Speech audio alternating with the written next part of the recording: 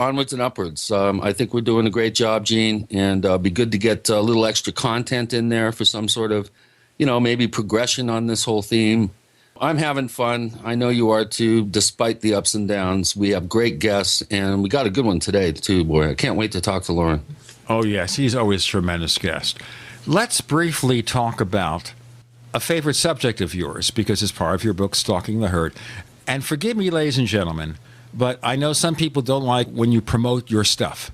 But every radio show out there where they have something to promote, a public appearance or anything else, they mention every episode. That guy on Fox News, Bill O'Reilly, every single show he promotes his books, his online site, the orders he takes for custom merchandise. Yeah, even Bill Maher. I mean, come on. It's not a big deal. I mean, I think, an important book out, and the more people hear about it, know about it, and are intrigued enough about their own health and the environment and our relationship with livestock. I mean, it's such a closet subject, and I think everybody should at least be aware of the information that's out there. Okay, so we talked about the meat industry and the horrible conditions under which the cattle is kept in preparation for the slaughter. Now, there's a story at CNN this week on CNN Tech called How Test Tube Meat Could Be the Future of Food. And I was thinking here, maybe we should just have replicators like in Star Trek. They take the raw ingredients, and it's like a 3D printer almost. Soylent Green. Oh, Soylent Green is people. It's people! That was the last movie, by the way, that Edward G. Robinson that's true. made. Of course, we remember him from doing all the gangster movies of the 30s and 40s. And they did this movie with, I can't think of the actor. Charlton Heston, of course. Charlton Heston, right. He'll shoot me from beyond the grave because he was a big NRA guy, so he would shoot me from beyond the grave for forgetting Charlton Heston. But the final line in the movie was from Edward G. Robinson, Soylent Green is people. But no, test tube meat. Let's be serious about it. So they are... I don't know. Science just loves to play around and discover new things and tinker and play with Mother Nature. That's a slippery slope. There's so many implications of this particular claim and of a development. There's a ton of implications. And I think we should tread very, very slowly, very carefully, and really dot our I's and cross our T's, so to speak. Well, I always worry when you do something like this. Will you have all the ingredients in this test tube meat that you have in meat that's normally processed? And I'm thinking in terms of vitamins, minerals, other chemicals. Is there the possibility of introducing something that's harmful to people? Of course. Because science does that, Are you going to have different elements of the meat industry opposing this or using it as another profit center? Cattle is like oil on the planet. I really believe that. The longer we go on utilizing cattle for protein, food-derived protein, and as long as we go on using petro products to power our world, we're really headed toward disaster. I really do have a sense of that. And this whole idea of meat protein is just, it's not addressed in our culture. This is verboten. Nobody wants to discuss it. It's in the closet. And I think it's important to maybe reignite a debate. Jeremy Rifkin did in the early 90s with Beyond Beef, an excellent book I recommend. And I could just go down the list of books that were, well received, but I think largely ignored by the public because it's a subject that people don't want to deal with.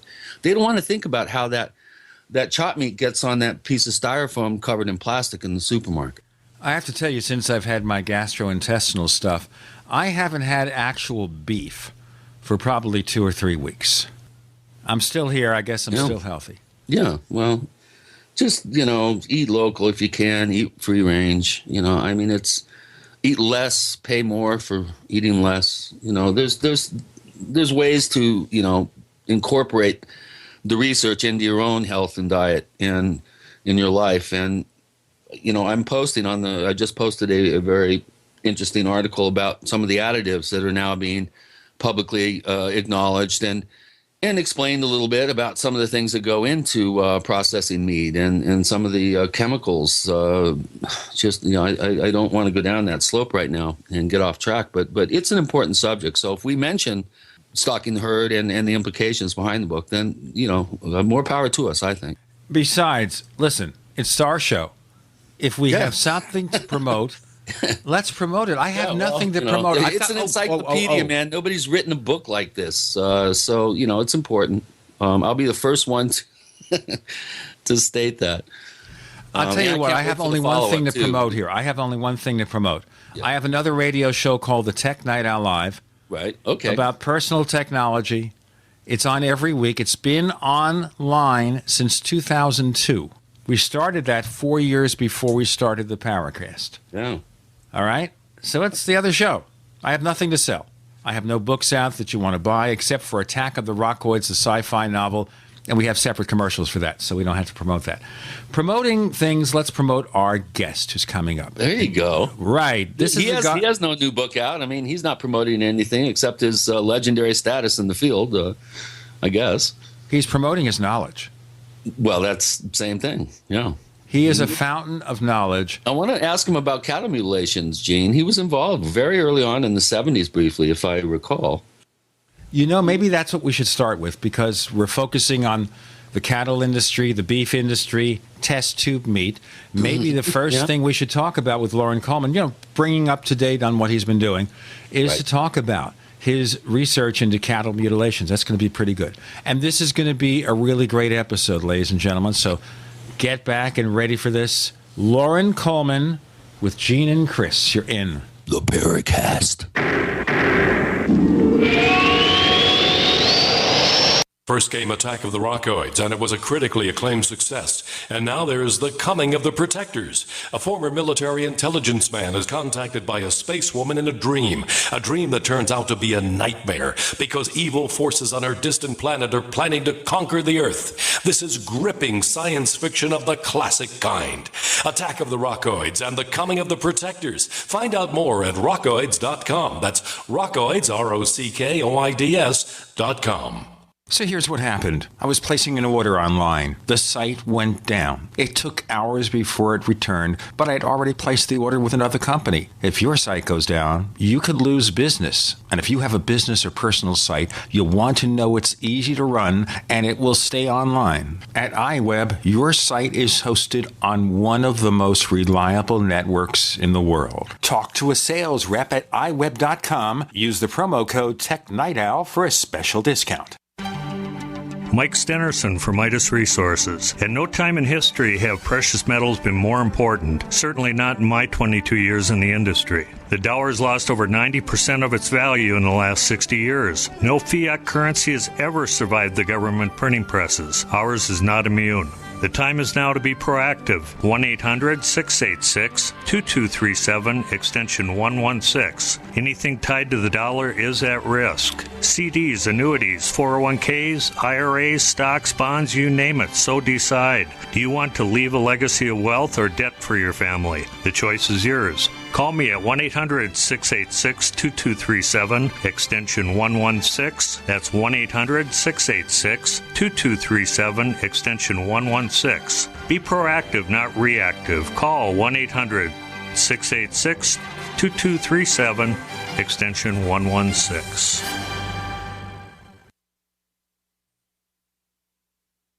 For over 5 years, you've been hearing about the Berkey Guy, so you may know a few things about him. For example, you are well aware of the superior quality and effectiveness of Berkey water filters and accessories. But did you know the Berkeys have had independent lab tests done to prove just how effective they are? It's true, and he can email you the test results. Just visit goberkey.com. You may also know that the Berkey Guy has helped tens of thousands of people get better prepared. Now here's something you may not know. GoBerkey.com has amazing specials and deals all the time on a wide variety of survival and preparedness products. Most ready to ship same day. Visit the Berkey Guy at GoBerkey.com and be sure to click the red Products on Sale Now button. You can always call toll-free 877-886-3653. Again, that's 877-886-3653.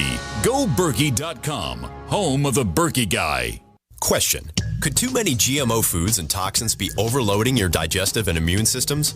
Answer, yes. If you're searching for a powerful detox that's gentle enough to use every day, use Pro EM1 from Terraganics.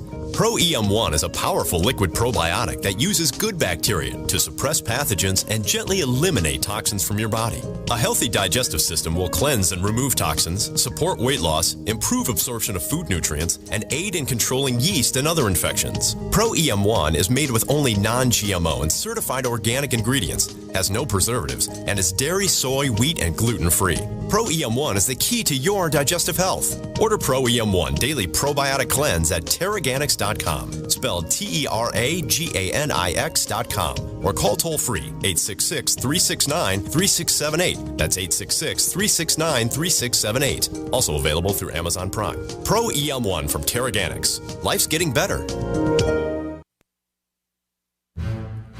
We'd like to hear from you. If you have a comment or question about the Paracast, send it to news@theparacast.com. That's news@theparacast.com. And don't forget to visit our famous Paracast community forums at forum.theparacast.com. We have a first-class guest. They're all first-class guests, but this one is way, way up there. He's Loren Coleman. He's a cryptozoologist who's been studying the paranormal for many years. You've heard him on the Paracast before, not in the last couple of years. We're glad to have you back, Loren, and taking a little time out from your schedule to join us. So in terms of your research and everything, what have you been up to in the recent years? Well, Gene, thank you for having me back. It's great to be here.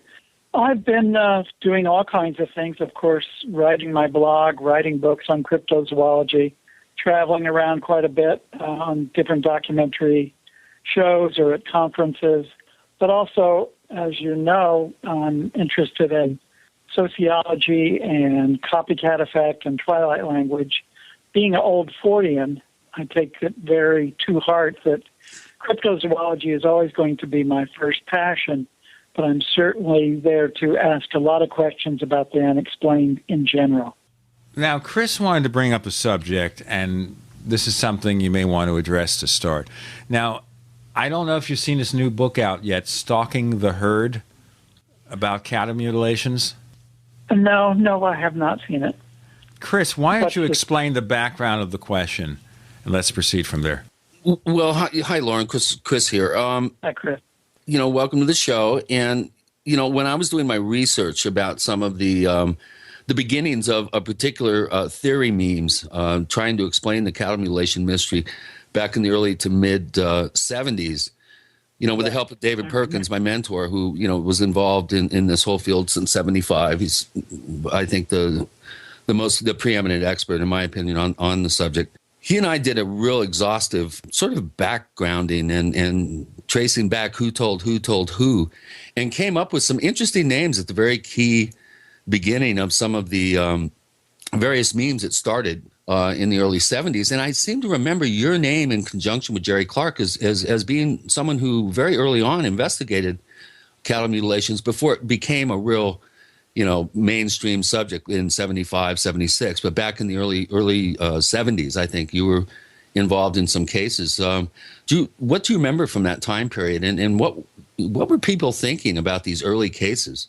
Well, I actually got involved in it earlier than before they were actually the mutilations. I started very independently of Jerry Clark to investigate and gather cattle rustling reports. I was in Illinois until 1974. I moved to California for a couple of years before I moved to New England in 75.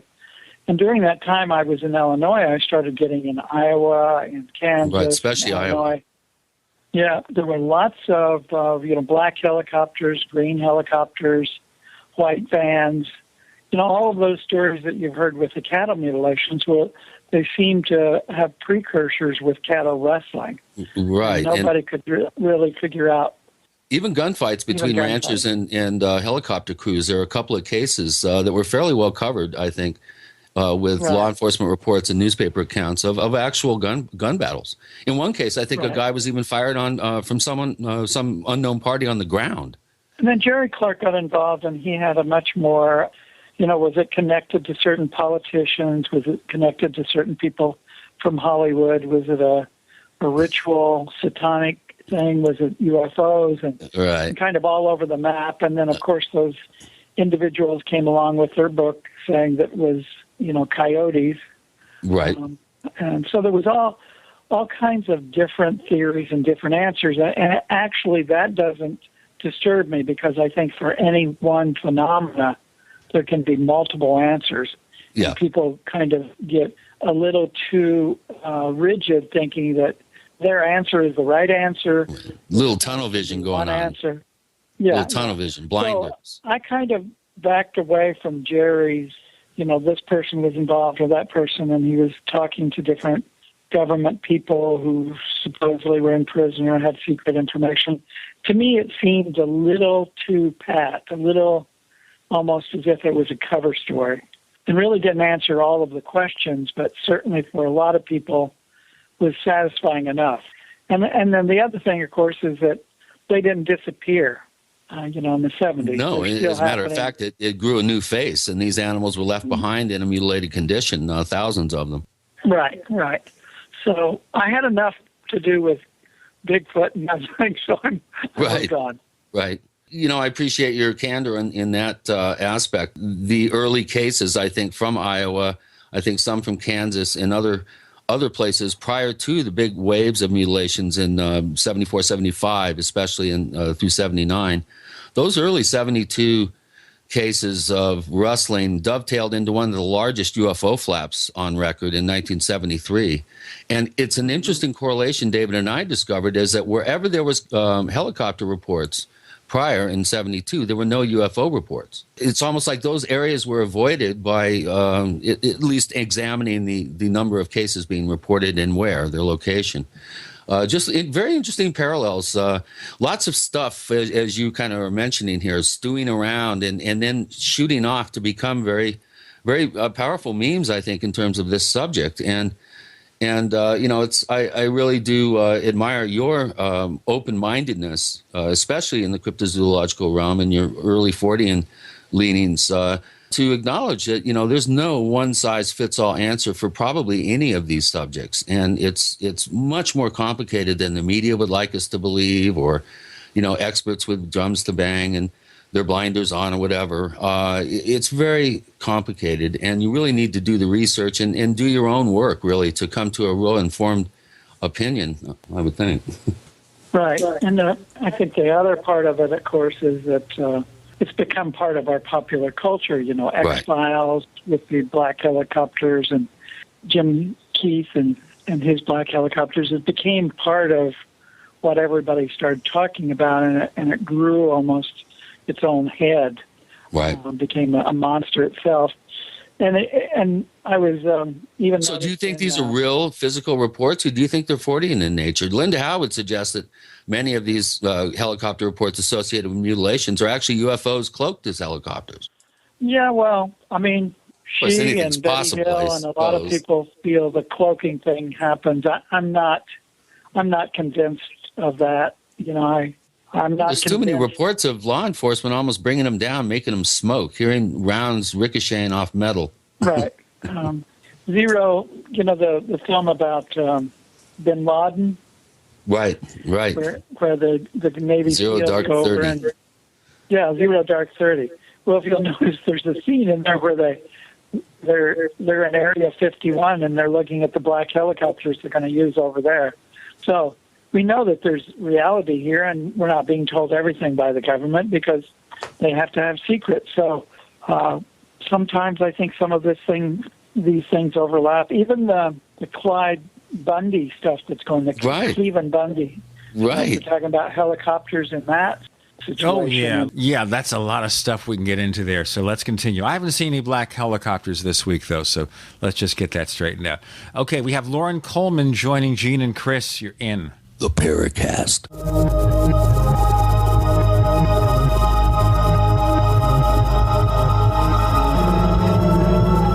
Great minds think alike. The network for the independent-minded. The Genesis Communications Network. GCN.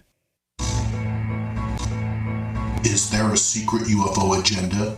Do strange creatures from the darkest corners of the mind roam the Earth? Is there evidence for mind control, time travel, or devious government conspiracies? Find out the inside scoop on the latest conspiracies, paranormal activity, and Fortean phenomena when you subscribe to Tim Beckley's Conspiracy Journal. It's jam-packed with stories, special book and DVD promotions, and the best news, it's absolutely free, sent right to your mailbox. Plus, a bonus free email newsletter sent out every Friday. Simply send an email with your name and address to Mr. UFO at webtv.net. That's Mr. UFO at webtv.net. Find out what they don't want you to know.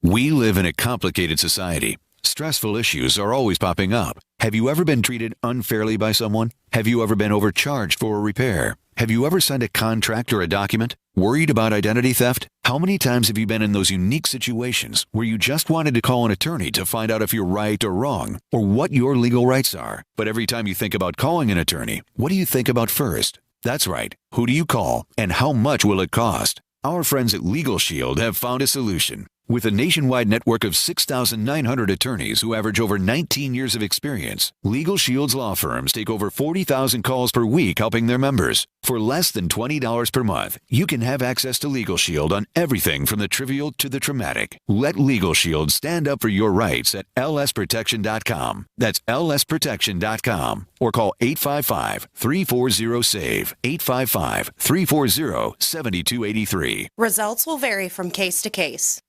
Mother's Day is right around the corner. If you haven't ordered your Mother's Day flowers yet, make sure to visit proflowers.com for an amazing deal. ProFlowers has a Mother's Day special for radio listeners. Get 100 gorgeous blooms for mom with a free glass vase for $19.99. And if you want to make her day even more special, upgrade to a premium vase and add gourmet chocolates for just $9.99 more. Mom will be so happy when she unwraps her beautiful bouquet of blooms, guaranteed to stay fresh and beautiful for at least one full week. Each time she looks at her Mother's Day flowers, she'll think of you. But hurry, this deal expires soon, so make sure to place your order today. The only way to get this incredible deal is to go to proflowers.com/radio right now and enter the code PLOW, P-L-O-W, proflowers.com/radio, code PLOW, P-L-O-W. That's proflowers.com/radio and enter code PLOW, P-L-O-W. There are many things the human body can do very well, but maintaining the proper pH level isn't always one of them. That's where AlkaVision Plasma pH Drops can make a world of difference. AlkaVision Plasma pH Drops helps your body do what's natural. Just a few drops a day helps rid your body of harmful waste and acid while promoting health and restoring vibrance and energy. Alkalizing boosts your immune system and can help fight headaches, irritability, cramping, and insomnia. Alkalizing also helps the body fight depression and even bone loss. To learn more about the importance of alkalizing and how you can find life-changing and vital balance, please visit AlkaVision's brand new website at alkavision.com. Same great products, but now easier to use and more informative than ever before. To get your very own Plasma pH Drops for just $29.95, call 800-518-7615 or visit alkavision.com. That's ALKA vision.com. Alkalize your body and supercharge your health at the new alkavision.com.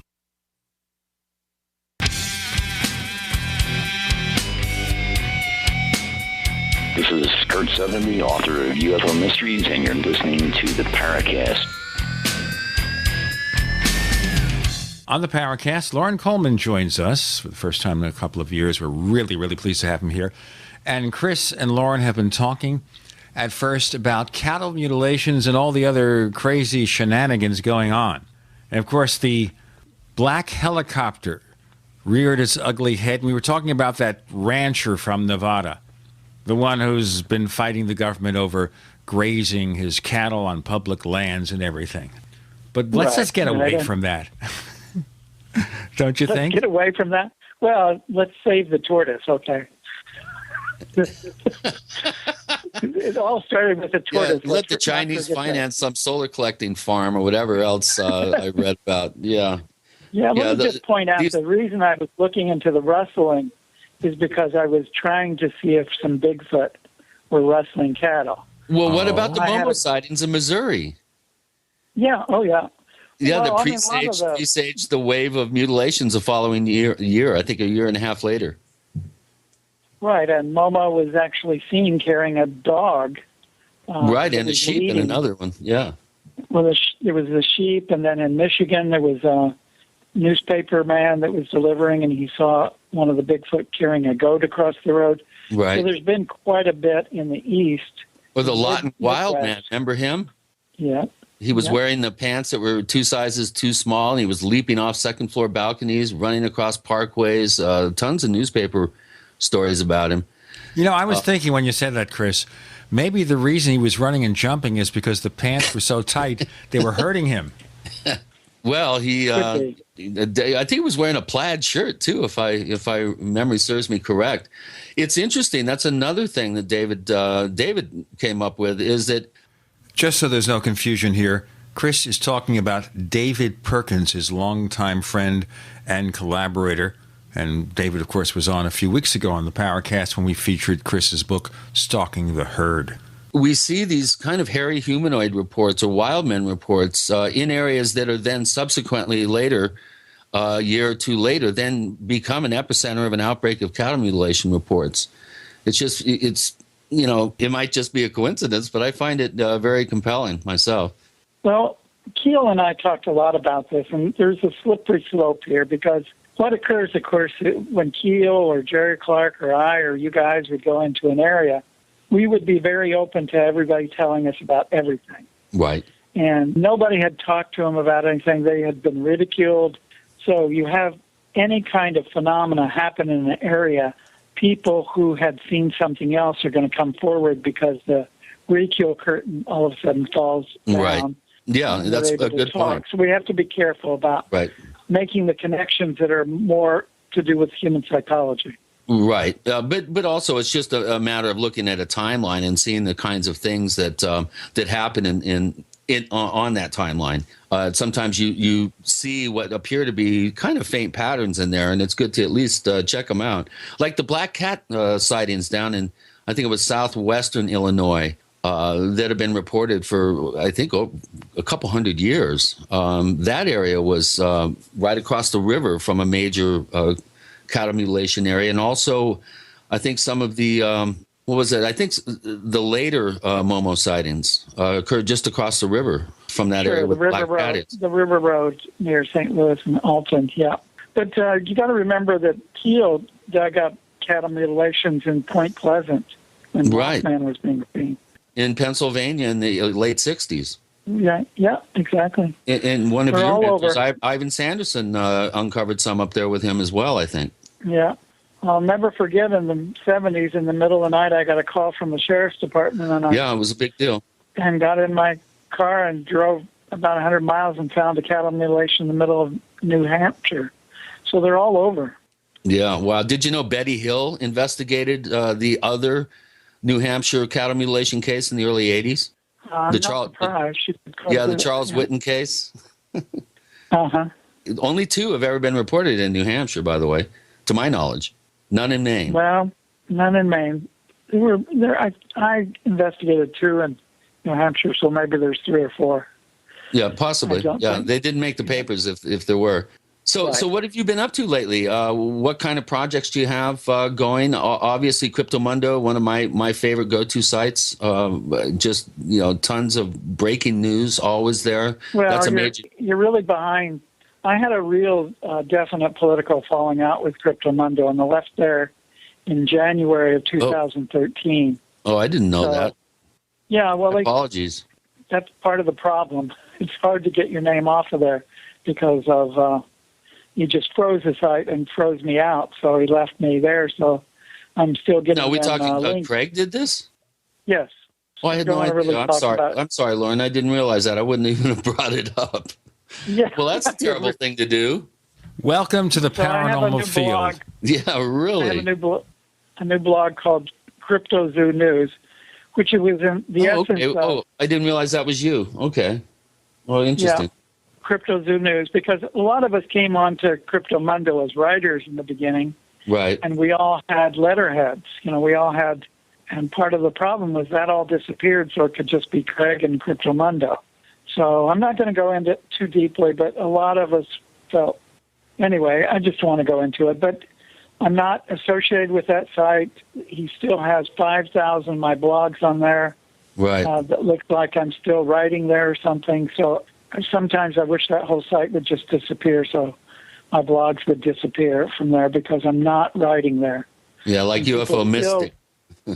Yeah. 2.5 years later, or a year and a half later, people still think I'm writing for Cryptomundo. Yeah, well... But anyway, besides the blogs and that writings that I'm doing, really, since the museum that I created moved downtown in 2009, a lot of my efforts have been going into preserving archives, preserving different artifacts that used to be thrown away, used to be put in dumpsters, and the museum is quite huge now. It's over 10,000 items in it, and we get well into 10,000 visitors a year, and wow, we're excellent. expanding all the time, and different things like that. So that takes, and we've been on quite a few Mysteries at the Museum, Travel Channel, Discovery Channel, on TV with that. And that's a way to really get the message out there. That well, and on Facebook too. You have a fairly highly visible Facebook presence as well, which is where I get a lot of my news about what you're up to, simply on Facebook. Yeah, Twitter and Facebook. I felt, even though I wasn't sure about it 3 years ago, I got on there to really keep in touch with fans and keep in touch with people that wanted to come to the museum, and that's worked out fairly well. And I don't, I don't do too much personal things on there. Whether what I ate for breakfast or what store or restaurant I'm going to, that's not what I'm interested in. Facebook. Thank heavens you have not really succumbed. Unfollow. Oh, please. Unfollow. Exactly. But I have about 3,000 followers on Twitter and 3,000 different ones on Facebook, so it works out well. I wanted to ask you something kind of crazy, and we're going to have to break in a moment here so we can start the answer. I saw a story the other day, and it might relate to something that you have on your Cryptozoo News site called New Nessie Sonar Image, and that is some people claim they were able to see something that appeared to be the Loch Ness Monster using Apple's mapping feature that you have on the iPhone as opposed to the Google Maps feature. Did you ever hear of this? Well, there's. I think you're talking maybe about two different things. There was there's been those pictures that people are getting off of Google Earth and Apple Earth, and those look like the wake of boats. And then this morning, on May 1st, this morning, in Scotland, there was a actual posting of a new sonar image, and it looks like a U, upside down U through the water, and people are saying that that's Nessie. Oh boy, let's do the break. Let's do the break and then get into more of this. Great. Right. We have Lauren Coleman. Nessie? Lauren Coleman joining Gene and Chris. You're in the Paracast.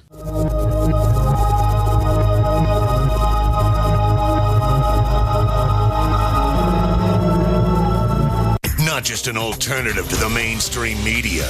We're the premier independent talk radio network. We are GCN.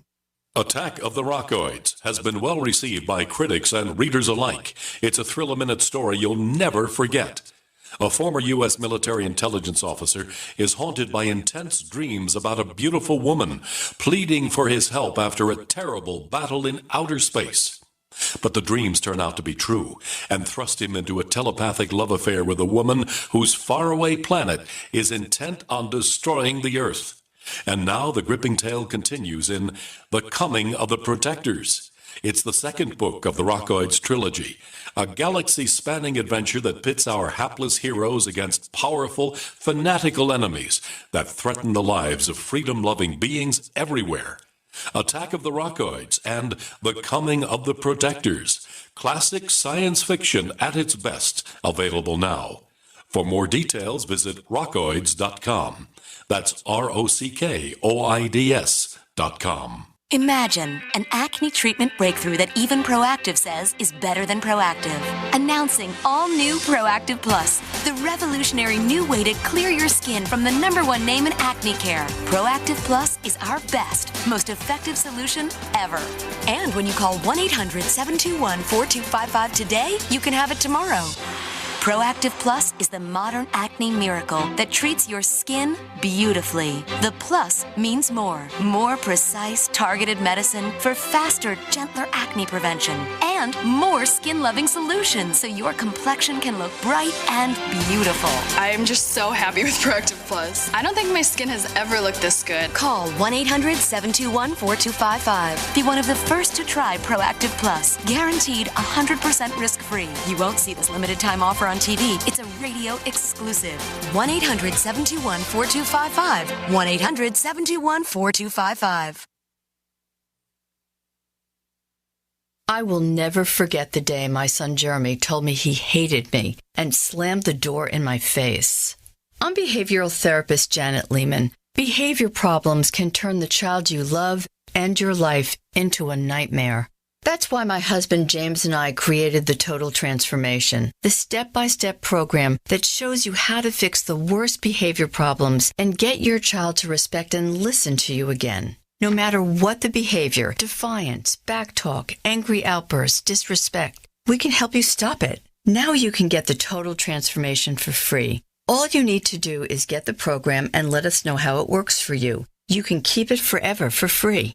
Limited number of free programs available. Call now. 1-888-912-1595. 1-888-912-1595. That's 1-888-912-1595. 1-888-912-1595. Ouch! My back is out again. Hi, Dr. Ortman with Wellspring Spinal Care. If you're experiencing neck, mid, or lower back pain, this information is for you. One of the complaints that I hear is patients receive their typical adjustment, only having to repeat them as the pain returns. Putting the bones back in place is only half of the battle. At Wellspring Spinal Care, we have the entire solution. We use the NUCA approach, utilizing three-dimensional x-rays and gentle touch technology to deliver specific correction. We then design a custom nutritional supplement program which provides essential nutrients targeting the areas of concern. With a NUCA approach and proper nutrition, you'll be on your way to a faster and more permanent recovery. To get you on the road to wellness, visit drortman.com. That's drortman.com, or call us today, 952-303-9124. That's 952-303-9124. Wellspring Spinal Care, chiropractic done right.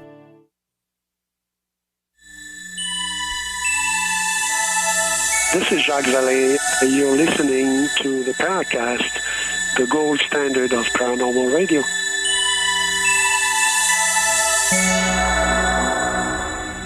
Neighbors, I wanted to mention this before we go on, because I know you hear us asking questions of our guests through a show, and we always mention the Paracast forums, and you really ought to check them out.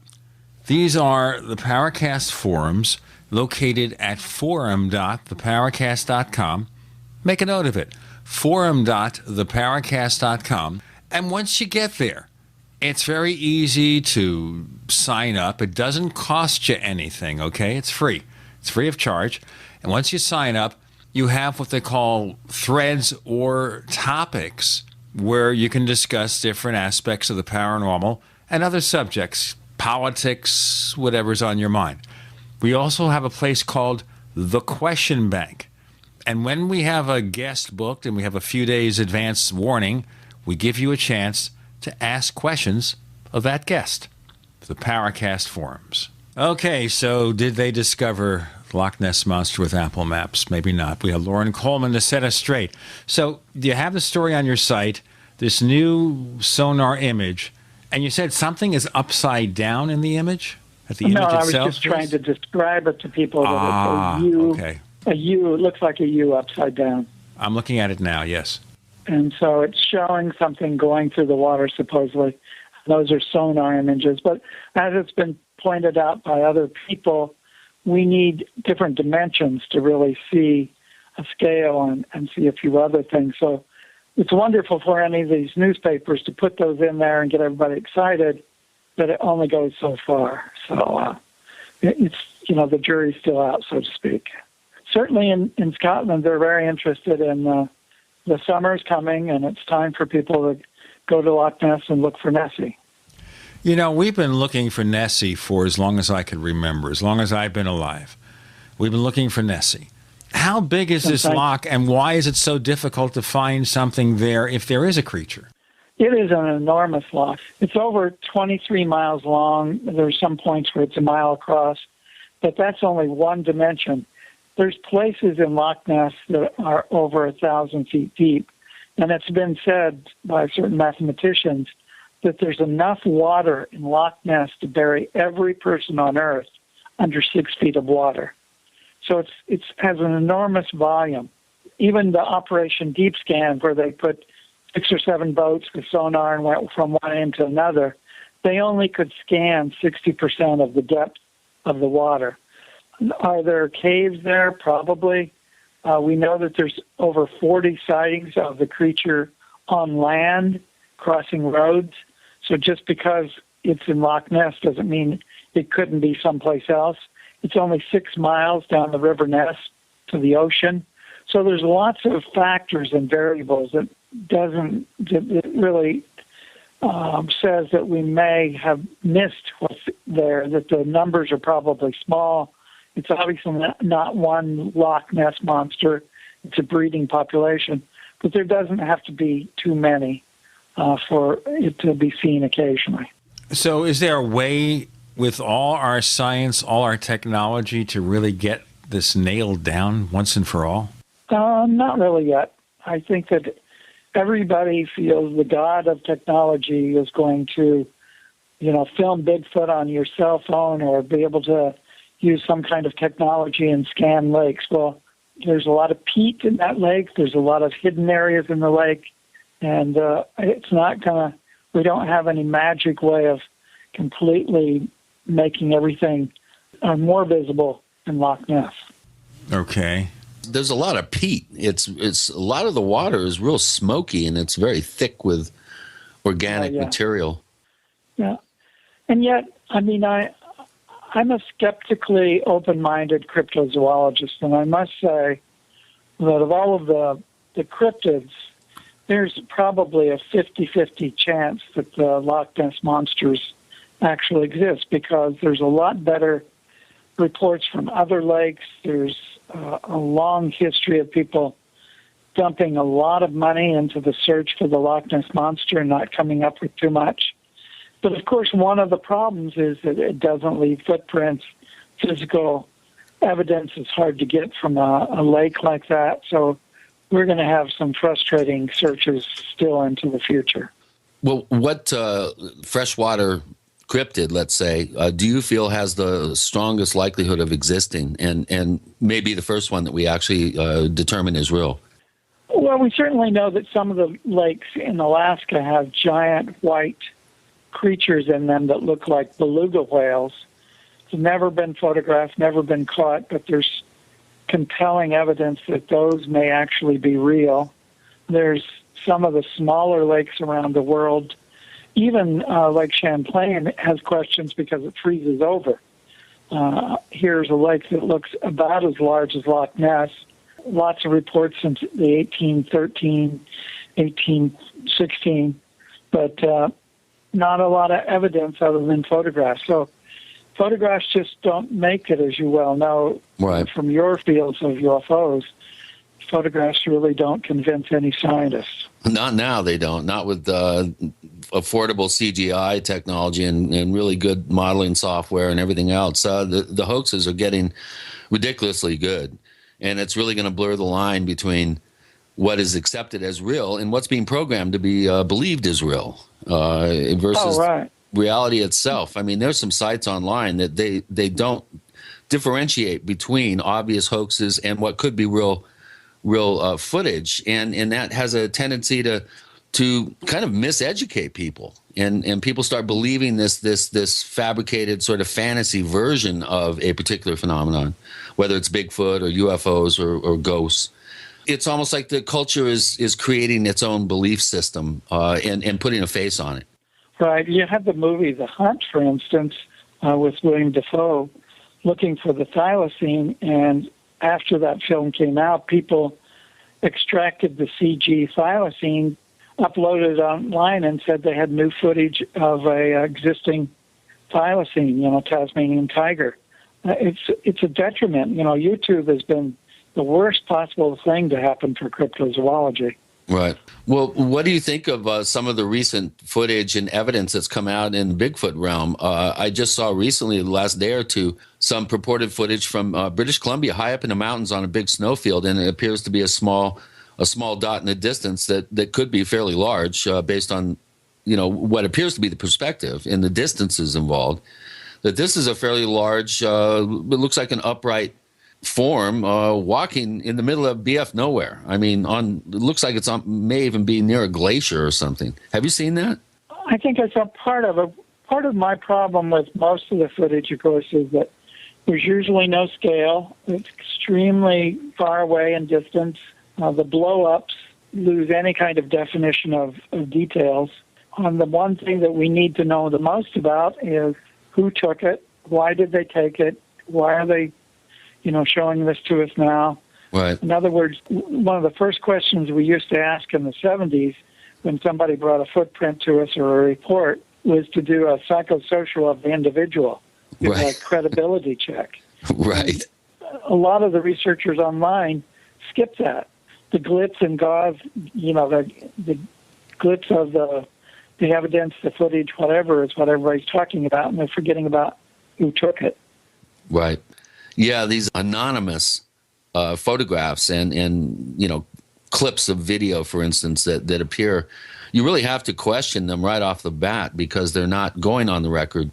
They're not stating who they are, why they were taking the footage, as you mentioned, which is a really important question. Why did you take a picture of that place in the sky? And why didn't you go over there and see if there were any tracks? Why didn't you hike over there? Right. Why didn't you get closer? What is this about? Why did you turn the camera off right there? Right. So I know we may be in the old guard, and we may be the old guys with kind of conventional, go to the end of your detective story, but I still think that's the way to do it. Yeah, there's no substitute for asking the right question with the proper timing. And what I found is based on my field experience, which is, going 20 years back, which isn't very far compared to yours and others. But 20 years ago, I mean, it was pretty cut and dry. There was no internet. I was dealing with rural people that really didn't want publicity. They had no reason to state something outrageous. In fact, oftentimes they were almost embarrassed. And many times I had to approach them and convince them it was okay because they refused. So it seems different now. If you're not face to face with somebody, it's pretty difficult to ascertain their motivations, who they are. Do, as you put, a credibility check on them. And that's something that I hope we don't lose with this new generation of technology impinging on investigative work. Lauren Coleman joins Gene and Chris. You're in the Paracast.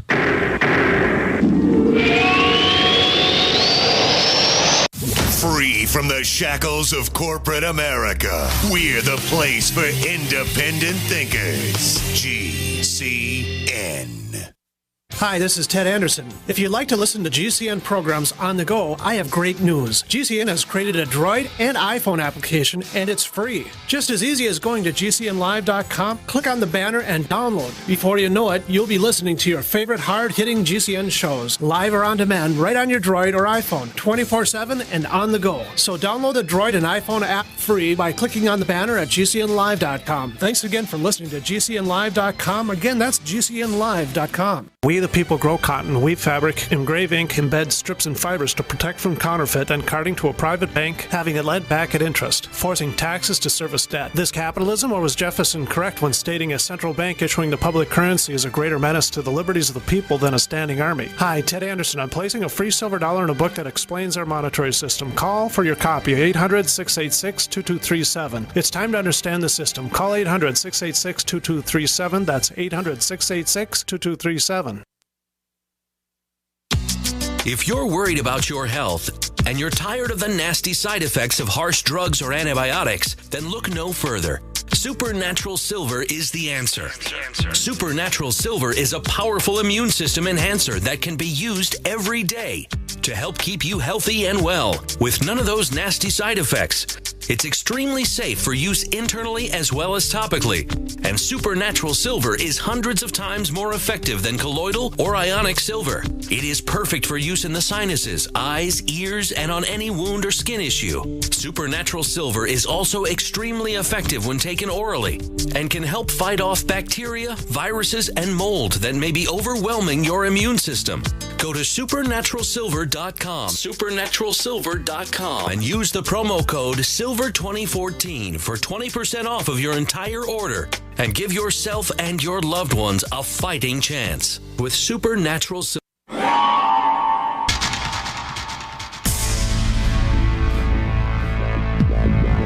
Welcome back to the Paracast, the gold standard of paranormal radio. And now, here's Gene Steinberg.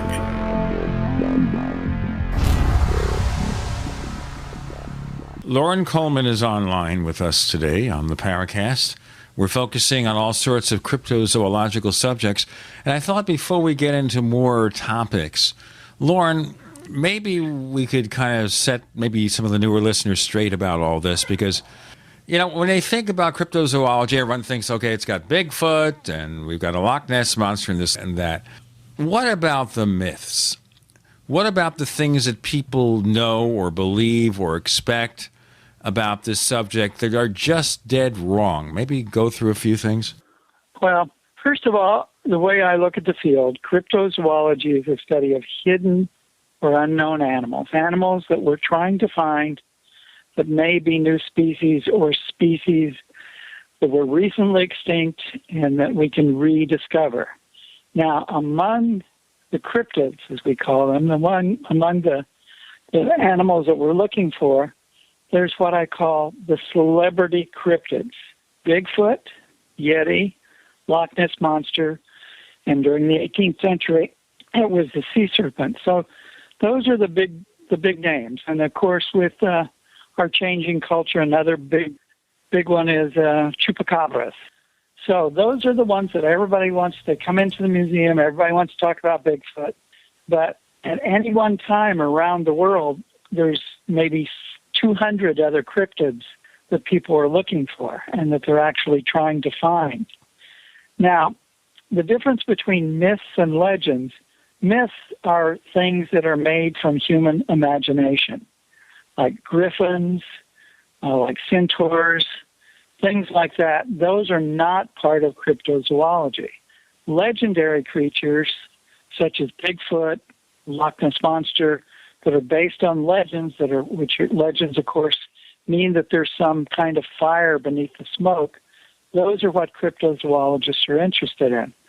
Native traditions, legends, folk art, eyewitness sightings, and then we get into the physical evidence, footprints, hair samples, and then things like photographs. So that's what cryptozoology is all about. A lot of people come to me and they want me to send them everything I have for their term paper.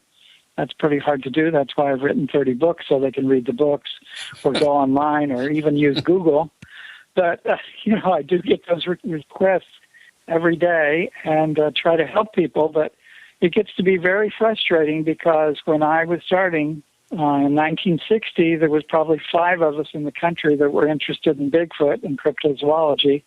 And now it's thousands upon thousands of people, cryptozoologists in training, and they see a footprint in their backyard. They don't look in animal track books. They immediately assume it's some kind of cryptid. It's probably a squirrel or a bunny rabbit, but it happens over and over again. And the chupacabras has been a major problem because the original chupacabras in 1995 in Puerto Rico were all bipedal and all had little hair on them. Right. And then it morphed when it went to Texas Next media, and it's become anything that's dog-like with 4 legs and doesn't have hair on it. And those are mostly dogs, coyotes, and foxes with mange. So that one area of chupacabras shows how crazy the media and the morphing of cryptozoological phenomena has become, and it's really got out of hand. And that's one of the most frequent, the mainstream media get hold of me. Christian Science Monitor finds a picture of a dead animal on a road, and they call me up and they say, "We think we found a chupacabra."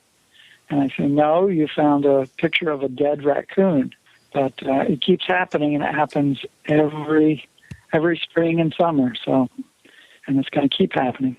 There's an item on your website, cryptozoonews.com, and it's called A Global Call for DNA Evidence of Cryptids. Now, I heard some time back they were trying to put that together, and it didn't quite come together. What happened? Well, I think there was a couple situations a couple of years ago. One was by a woman in Texas who was a veterinarian, and she headed a DNA lab. She tried to get hold of all of these samples of Bigfoot DNA, and different people would send in a steak of a Bigfoot or a hair, and she started publishing. Well, she got very upset because nobody would take her paper, so she bought a journal and then published her paper and started saying things like there was a connection 13,000 years ago, and angels from heaven had mated with Bigfoot, and that was the result of what she was finding. In other words, she was very discredited. Yeah, ouch. The results. At the same time, a little bit later, Oxford University, through Dr. Brian Stykes, actually started collecting all of the hominid samples that he could from around the world, and he actually did it very scientifically and skeptically, and he actually discovered out of his hundreds of samples of Yeti hair that two of them matched with a 40,000-year-old ancient polar bear strand that back then the polar bear would have been brown. And that was kind of a lot of people in the media lost it. They said, Yeti is a bear, and that was the headlines. But what he really was saying and what he discovered is a supposedly extinct brown bear, a prehistoric brown bear that's the branch of polar bears that are branching off, has been rediscovered. The hair samples were from 30 years ago and as recently as 2007. So we still know there's something quite exciting out there that some people are saying, as a Yeti-like creature, but the word Yeti is very global over in Nepal. All kinds of unknown creatures can be called Yeti. Where'd those hair samples come from, Lauren, that were determined to be an extinct, polar bear, basically? Where'd they come from? The Himalayas? Well, one of them was an individual who was a hiker over there, an investigator, and he was backtracking a report that somebody had killed a Yeti. He tracked down the individual that had done that in 1970s, got a hair sample and sent it to Oxford University. The other one was with a documentary team in the 2000s that had gone over there to hunt for Yeti. Yeah, gone over where, though? Are we talking the Himalayas, Tibet? What? Nepal, Himalayas, okay. Yes. Okay. Yeah, and they had found a hair sample in a tree.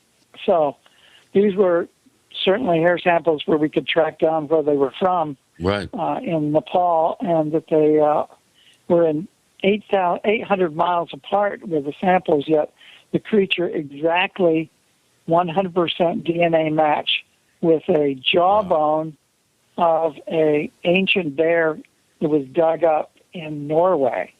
So it was quite an exciting find that I think really got diminished by the madness of the media. Ah, the madness of the media. The bane of our present existence. company excluded, of course. Well, we're not mad. We're just completely outrageous. There's a difference. Yeah. So the new project that we're talking about, the one that's mentioned on my at my blog, we're doing in conjunction with Oxford and a documentary film team that's where all the money's coming from, by the way. None of the wealthy people or universities really fund anything. It's documentary film companies and television networks that are funding all of the new cryptozoology research, unfortunately, but that's the way it is. But anyway, we're gathering samples, whether they're mystery cats or Bigfoot or mystery bears from all over the world, and people are sending in some interesting things. I've got a sample, for instance, coming this week from France, of some fecal material that was collected in British Columbia. So that's going to be interesting to look at that little Tupperware bin. Well, that's kind of a circuitous route. Somebody brought some fecal material to Europe, and now it's coming back to the U.S.? Yes, because we're going to, they apparently, it's one of the best DNA labs in the country is the one out in Oregon that the U.S. wildlife people use to determine if you've... Lauren Coleman joins us. He'll have more to say about that. DNA testing with Gene and Chris. You're in the Paracast. Do you need a website? Well, you can get a great deal on hosting services with Namecheap's legendary coupon code. They're offering substantial hosting discounts on shared hosting, business hosting, VPS hosting, reseller hosting, and even dedicated servers. Namecheap is preferred by millions. It's backed by a money-back guarantee. Use the coupon code LEGENDARY to cash in on the special deal at Namecheap.com, Namecheap.com. First came Attack of the Rockoids, and it was a critically acclaimed success. And now there is The Coming of the Protectors. A former military intelligence man is contacted by a space woman in a dream that turns out to be a nightmare because evil forces on her distant planet are planning to conquer the Earth. This is gripping science fiction of the classic kind. Attack of the Rockoids and The Coming of the Protectors. Find out more at rockoids.com. That's Rockoids, ROCKOIDS.com. Have you ever felt like the United States government knows way too much about your financial affairs? I continue to hear stories about property seizures, frozen bank accounts, confiscation of stocks and bonds. It makes me wonder if the U.S. citizen will ever again have the right to life, liberty, and the pursuit of happiness.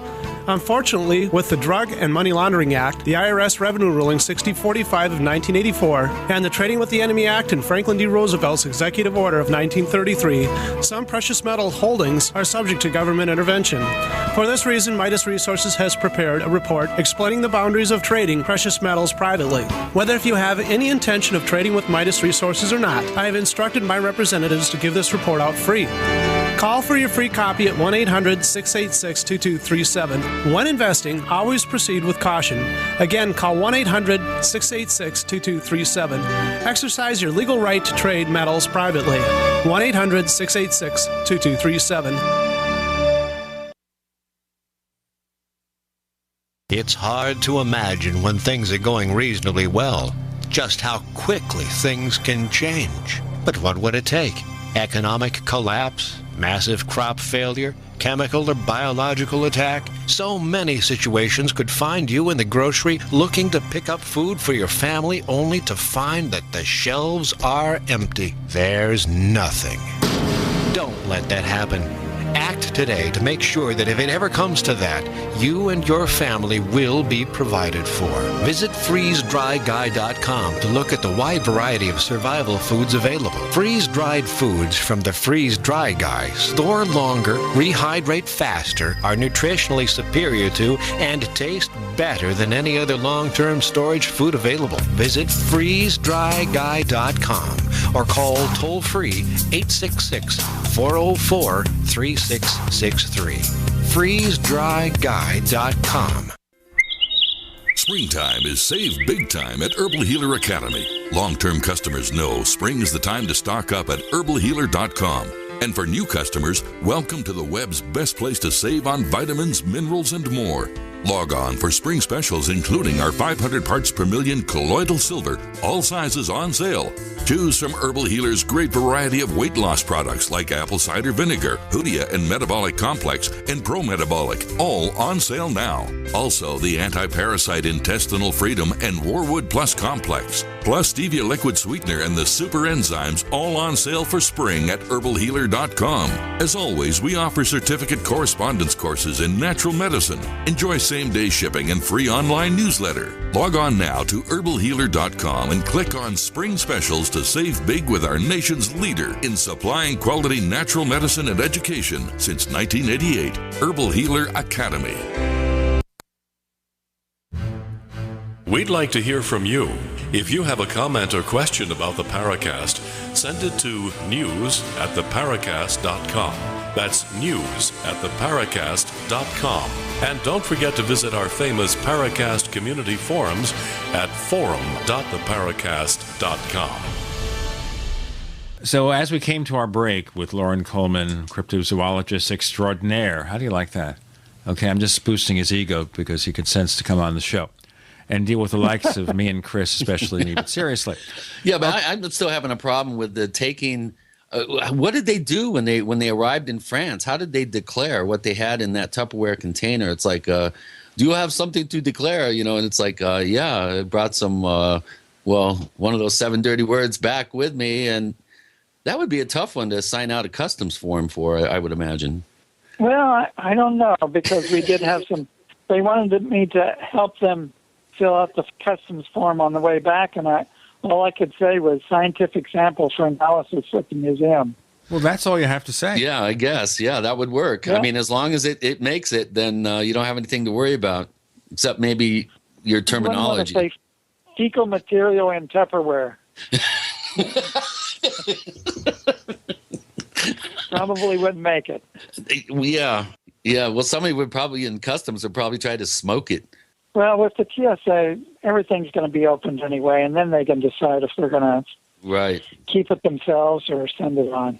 How are you progressing with the study? How many samples are you kind of having as a goal, and how many have you already gathered?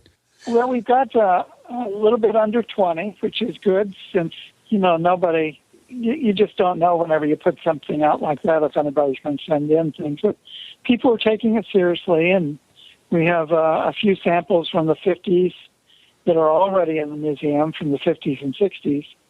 So we've got a basis, things from the Himalayas, things from Bigfoot out west, hair samples, orang pendek from Sumatra, hair samples of one hair sample from Yowie from Australia.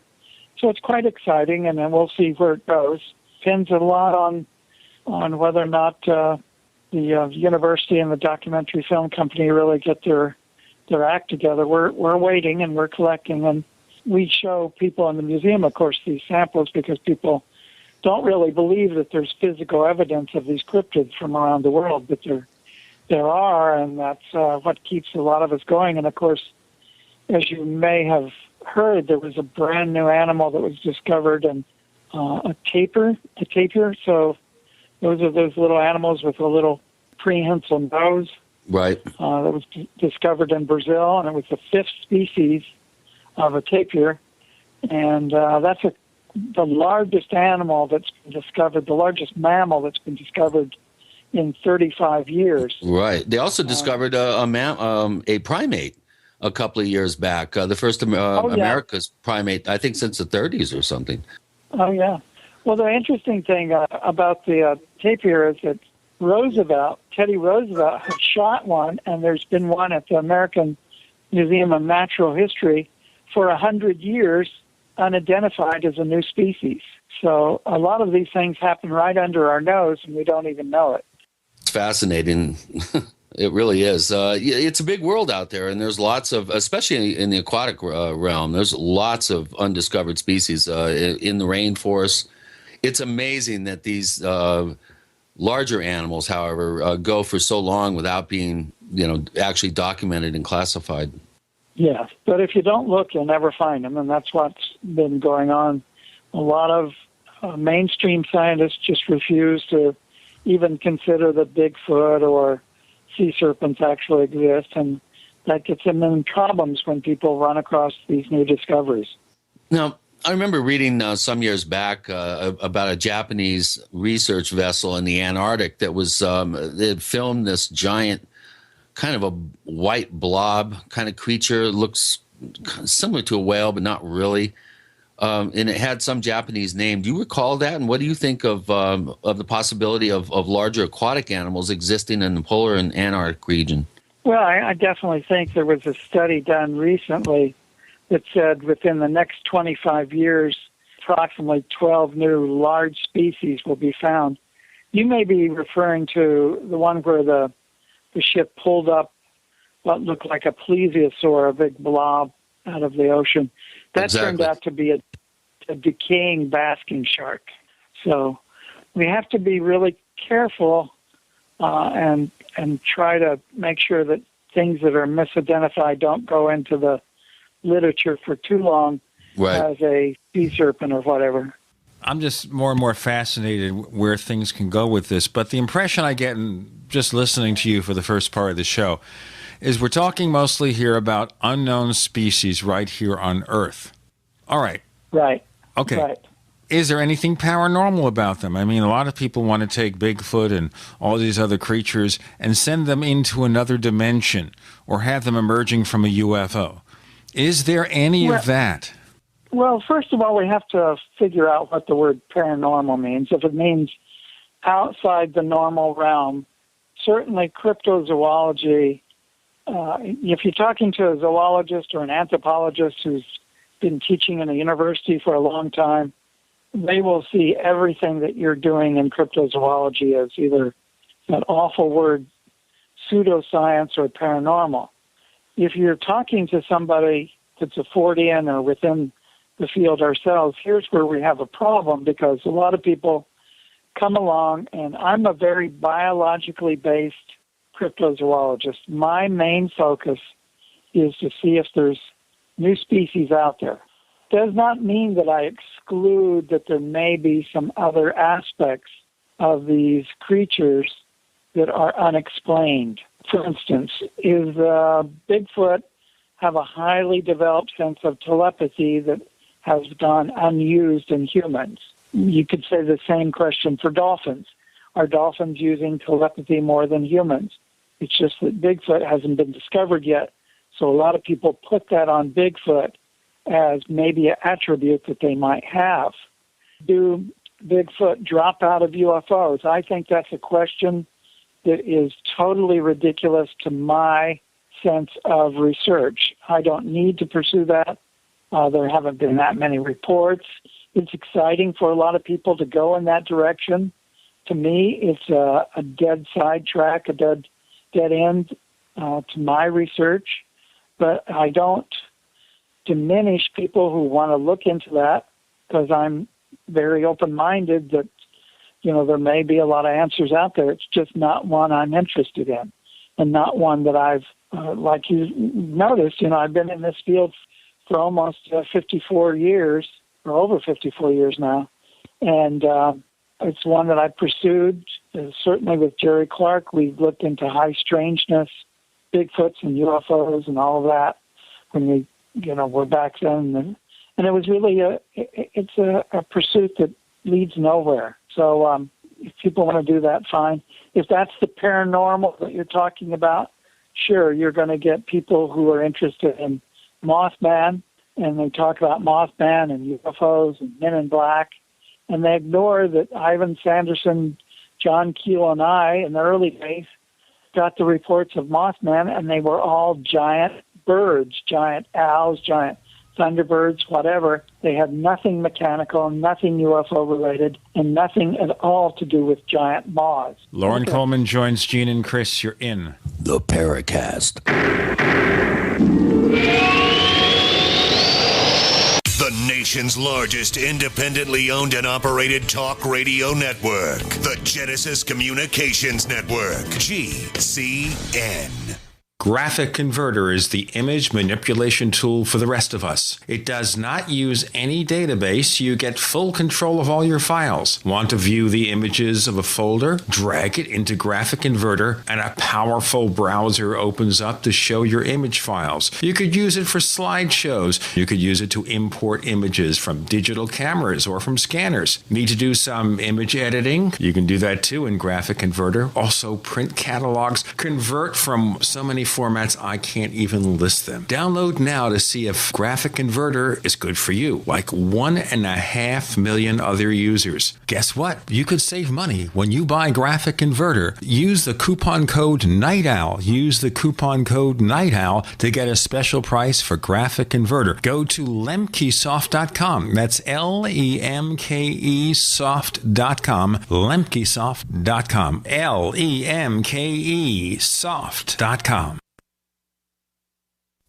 Great news, pure water lovers. BigBerkeyWaterFilters.com has a special discount offer for all GCN listeners. You can't do better than a Big Berkey for economy. For only 1.7 cents a gallon, a single set of filters can last for 5 to 10 years. There's none better than a Big Berkey for emergency preparedness as a backup water source. And you just can't beat a Big Berkey to remove dangerous chlorine, all types of fluoride, pathogenic bacteria, cysts, parasites, and unhealthy byproducts from municipal water. Berkey water filter systems are even powerful enough to purify stagnant pond water. For the gold standard in water filters, get a Big Berkey at BigBerkeyWaterFilters.com. And all GCN listeners get 5% off all ceramic filter systems. For details, call 1-877-99-BERKEY. That's 877-99-BERKEY. Big Berkey Water Filters, for the love of clean water.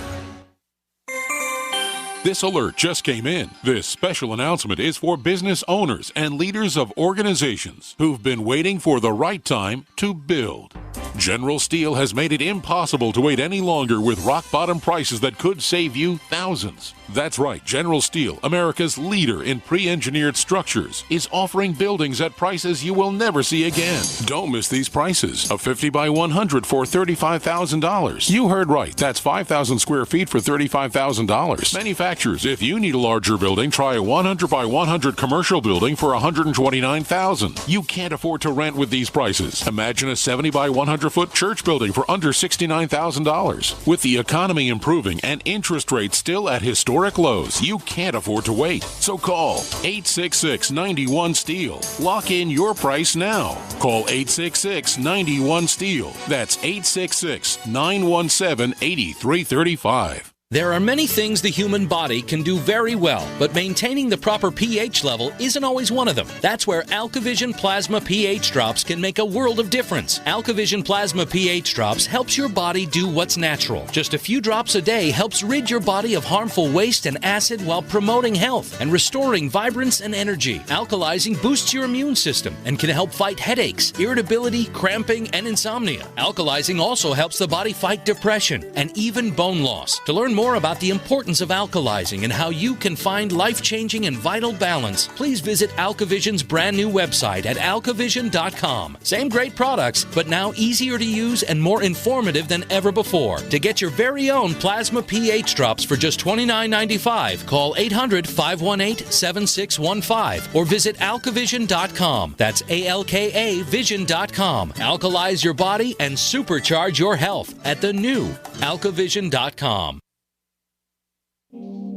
Hi, this is Don Ecker, and you are tuned into the Paracast. Let me tell you what, you're going to hear stuff here that you probably won't hear anywhere else. Hear that, George Snorri?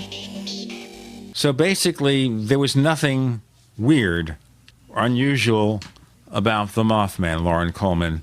So what were the Mothman prophecies all about in that book from John Keel?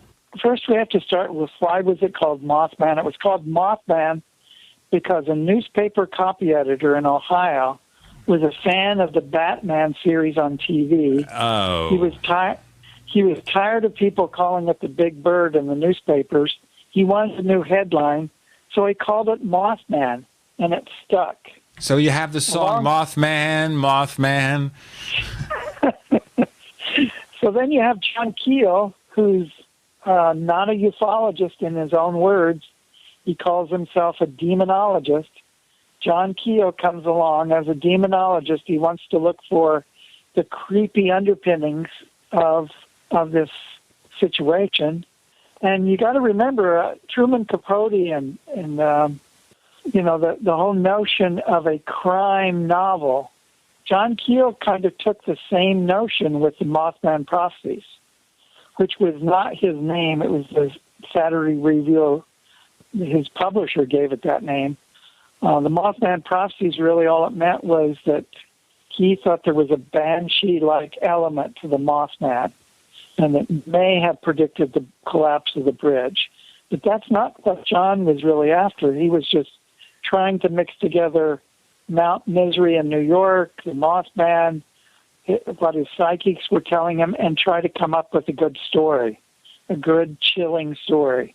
And that's what he did. His book is brilliant. But it wasn't anything to do with cryptozoology or really even looking at ufology. He was just trying to make it into a creepy story. Well, how much of that story do you think was real, and how much was fabricated and just part of his writing style and dramatic content, let's say, to jazz things up? I mean, how much of it was real, do you think? I think that you've got to look at what he did with his stories. You know, the Woody story where the creature's seen on the road, and Dernberger, Cole, yeah, all and of Indrid Cold. Indrid Cole, and the telephone calls to his room, and John Keel just took all of that and put it in a blender. And his writing style makes people reading that think that all is interlinked, that all came cause and effect, is all related to each other. And I think that there may have been separate incidents. You know, some people that were olive complexions showed up in town. There may have been our Air Force officers around investigating stuff like this. Even if you start breaking it down, the Mothman sightings happened in the fall, and in the spring, you had the waves of UFO sightings. Separately, he started hearing about cattle mutilations. Separately, he started hearing about Bigfoot reports. But John mixed it all together because that's what John did. So is it truth? Is it fiction? Is it fictionalized truth? I certainly think it's someplace in between. And maybe 60% of it, if you boiled it down, you could find was factual. But I think a lot of it looks like it's more than it is because of John Keel. So he turned all this into a very mystical thing. It became one of his better-selling books, and he even got it made into a movie. Yeah, and I congratulate him for that. I was friendly with him all the way up to his death. I don't diminish anything he did. He got to be a crusty old guy who hated us all, but, you know, that's okay. If you look at that edition that he put in the tour book whenever the movie came out, he hated everybody, but that's what happens sometimes. Wow. Well, he was the ultimate trickster in many ways. Oh, yeah. Yeah. That's kind of unfortunate, though, that he was so bitter about things. Well, he felt that, except for the movie, and he really didn't make that much off the movie, that he'd done all of this work and that all of these people came after him, standing on his shoulders. Lots of people didn't give him credit. A lot of people really didn't like him. And, you know, he got to be bitter at the end of his life and very poor, actually, and living among everything that he ate. He would just drop on the floor. I mean, his house at the end of his life was, you know, something for hoarders. So it got to be very, very sad, actually. It sure sounds like it.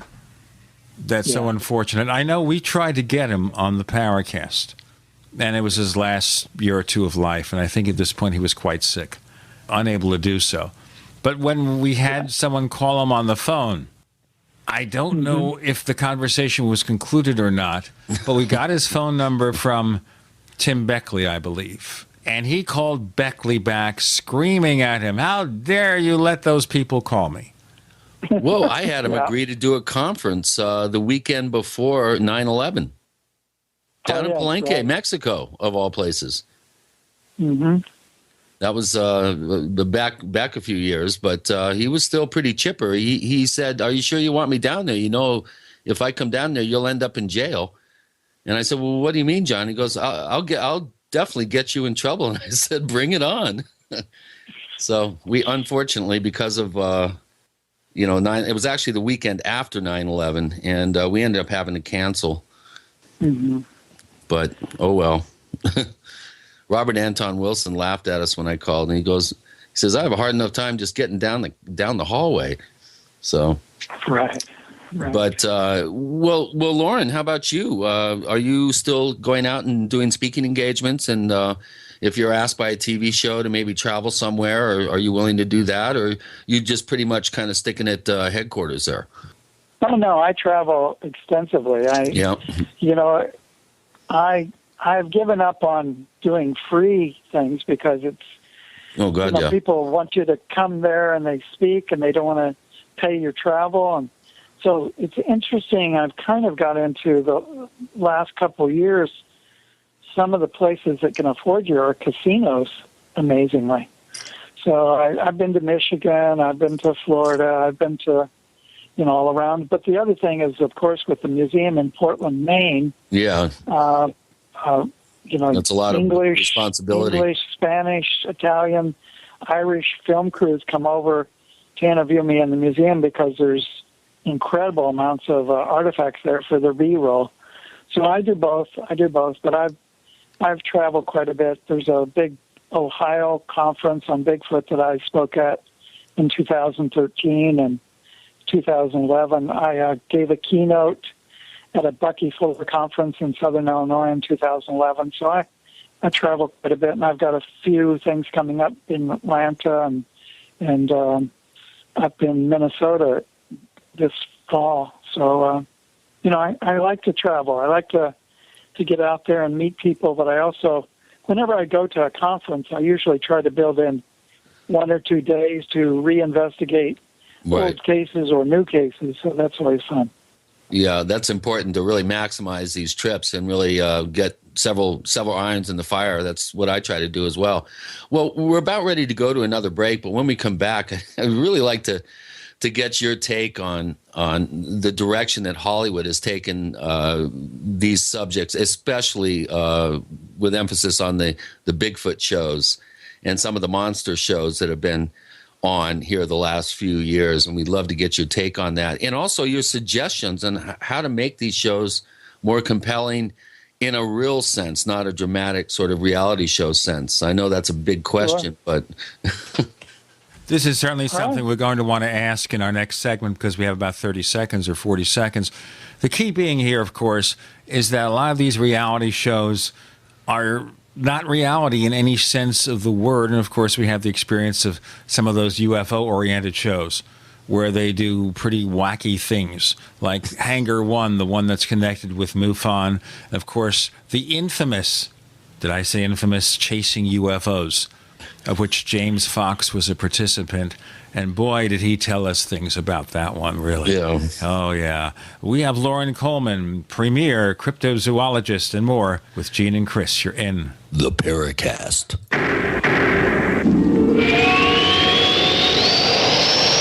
We are the premier independent talk radio network, the Genesis Communications Network, GCN.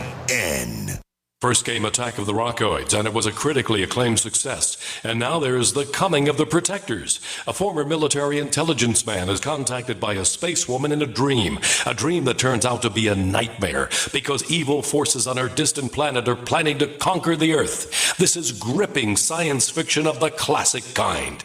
Attack of the Rockoids and The Coming of the Protectors. Find out more at rockoids.com. That's Rockoids, ROCKOIDS.com.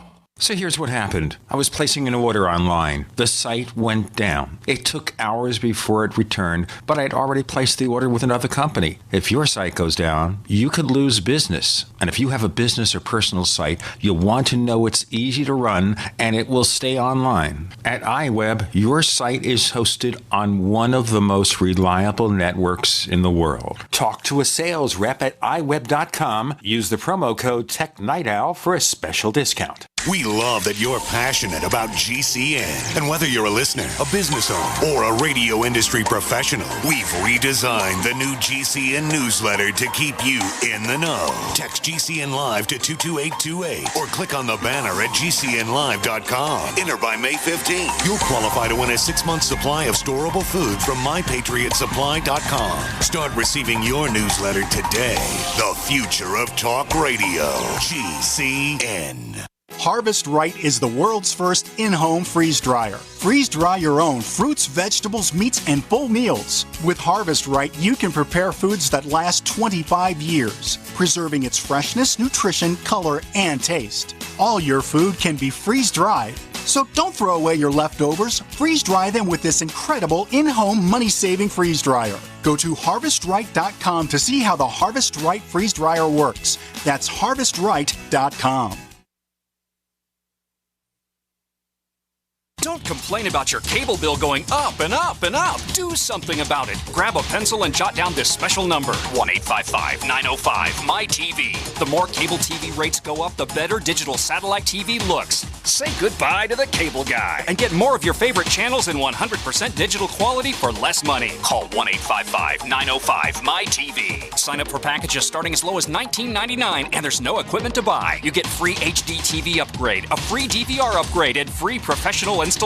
You control what you watch when you watch it. Record your favorite shows, pause and rewind live TV, even skip the commercials. Watch local channels too. At just $19.99, what are you waiting for? Pull out your major credit or debit card. Call 1-855-905-MY-TV. 1-855-905-MY-TV. Say goodbye to the cable guy. Cut costs and get more. 1-855-905-MY-TV. 1-855-905-MY-TV. A little over a year ago, I began to do a lot of research into why, even though I had a pretty good-sized meal, that I was still starving. And my research led me to a well-known fact that most of the soils that we grow our crops on here in the United States and across the industrialized world are almost completely depleted of almost all of the key minerals and trace elements that our bodies need to rebuild themselves, fight off cancer, and be healthy. I then searched out the best vitamin and mineral company out there and discovered Youngevity. The Youngevity products are designed to give you the real nutrition you need, and once you've got that, you don't have to eat as much to be satisfied. I've lost 37 pounds in 2 months, simply getting the vitamins and minerals I need. Check it out for yourself. It's incredible. Go to InfoWarsTeam.com today and order your first canister of Beyond Tangy Tangerine Complete Multivitamin Mineral Complex Dietary Supplement. That's InfoWarsTeam.com.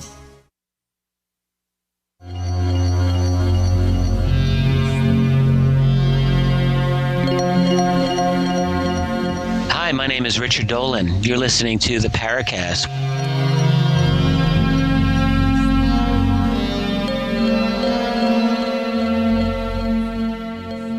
On the Paracast with Gene and Chris, premier cryptozoologist Loren Coleman is with us, and we're really just glad he took the time away from his busy schedule to spend a little time with us. Now, Chris was talking about the reality show syndrome, as I was in the previous segment. Do you have some response to that, Loren? Well, first of all, let me pick up on the James Fox situation.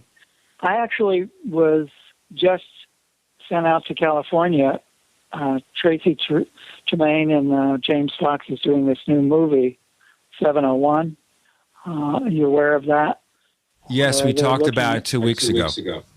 And I'm out of the 40 people they're interviewing, I'm the only cryptozoologist they interviewed because, of course, some of our cases are unexplained, too. I think that kind of approach where you do recreations, you interview people, and you try to keep grounded in reality is something I'd like to see going from the documentary realm, a full-length feature, to more television. The old In Search Of was kind of exciting because a lot of people hadn't seen any of them explained before. And, I had a narrator we all knew and liked. And then they would go out in the field and they'd look around and they'd interview witnesses and different things like that. What we've seen come along, of course, is something like Bigfoot Bounty, which was a combination of finding Bigfoot plus survivors, where you had people try to, they were voted off and different things like that. All of this is really scripted reality fiction in many ways. Finding Bigfoot, I like the people on there. I know them.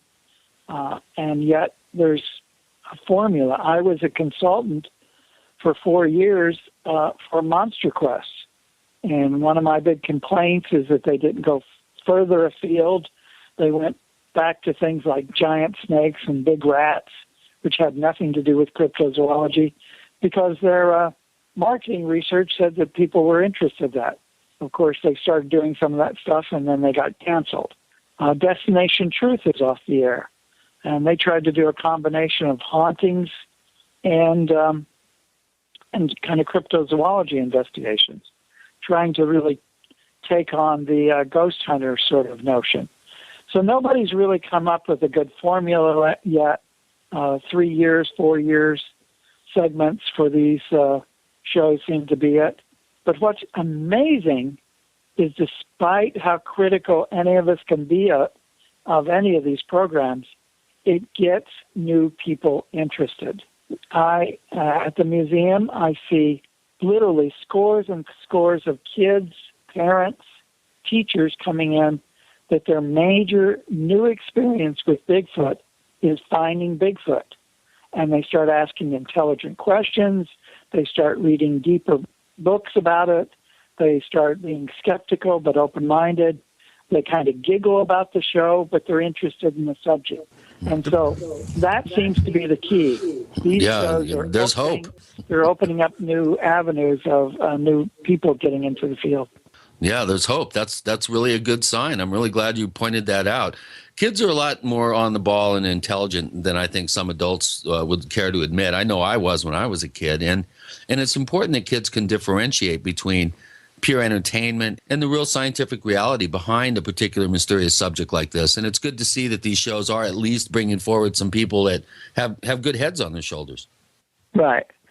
But finding Bigfoot, a lot of people watch it because the same reason they slow down on the highway when there's a wreck. You know. Oh boy, so, you said it. We didn't.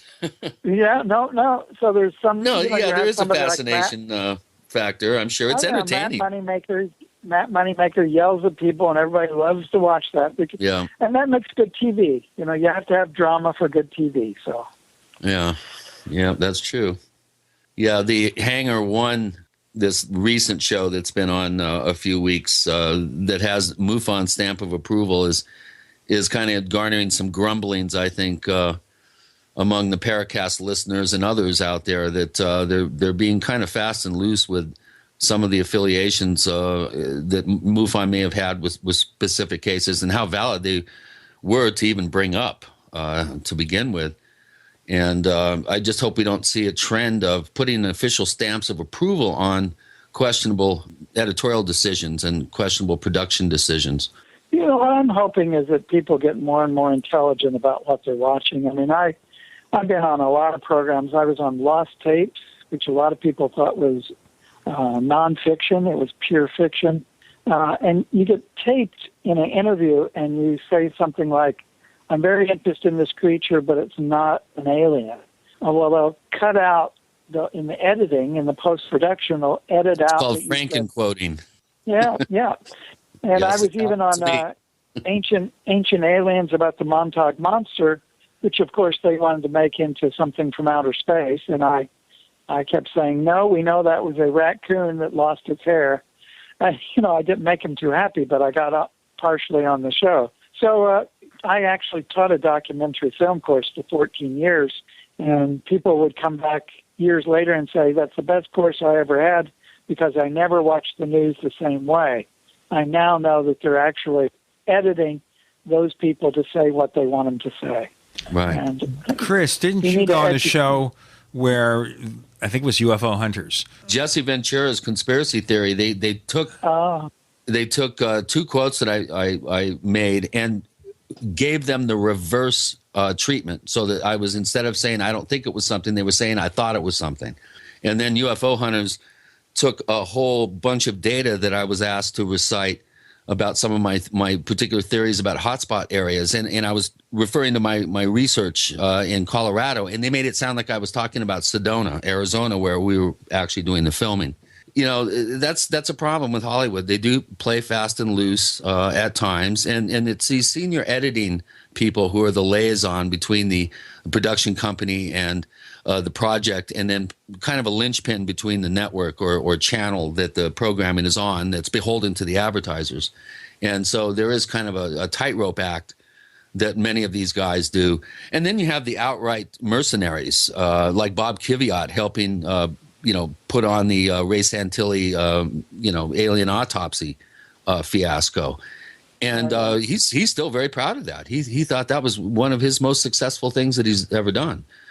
So there's a certain mindset. You and I, Lauren and Gene, we're interested in getting to the truth. When you talk to somebody who's really entrenched in Hollywood, they're interested in entertaining people, number one, and also being beholden and agreeable by the advertisers and people that are putting the money up for these shows. Right. Yeah, Bob did both sides of the Bigfoot. He came out saying that Patterson film was the greatest piece of evidence, and then he did a show showing that it was a hoax. So he likes to do anything to get ratings and money. Jeez. Ouch, ouch, ouch. Well, he'll take any side as long as there's a paycheck. Yeah. What side do you want me to take, folks? Okay, I will do that. Well, that's why I use the word mercenary. Right. Well, there are other words, but then we do get to the 7 dirty ones very close, at least. Well, okay. I'm not going to slag anybody. I think Bob's a nice guy. I worked with him 20 years ago, when he was with the show Encounters, and he actually did a very good job on the segment we worked on together. But, again, it's all in your motivations. If the motive pure and the means correct, then you're doing the right thing in my book. He was on with Don Ecker on the Paracast, and he was one of the few guests I had on who I wanted to just smack in the face. He was so overbearing. I think that's part of it. His manner was extremely overbearing, and you're trying to have a sensible discussion, and he wanted to be, I'm the big know-it-all. I know everything. And, you have to temper things a little bit here, because nobody knows everything, obviously. And in this field, the thing I think that separates the Paracast from the others is we don't think the answers are already available. Yeah. That's one of the big things. I got a wonderful opportunity on the new In Search Of series to be the senior series consultant, and got to work with Alan Landsberg. And he actually was the opposite. He was very open to suggestions, very open to other people's idea, and not at all arrogant for a guy who put together one of the best series in the 70s, ever. In Search Of. Yeah, ever. Yeah, and, the preeminent show. It was the X-Files of its time. Right. And so there are some people out there, a lot of producers and directors that are good people, but a lot of them really are so full of themselves and do think that Hollywood is the center of the universe. Yeah. Well, and a lot of them are just not up to speed in the subject matter. They're trying to get, researchers 23, 24, just out of film school, say, go research this subject. And they dive into the pool not knowing how to swim. And so they sink on the way. Listen, we do the break now with Lauren Coleman joining Gene and Chris. You're in the Paracast.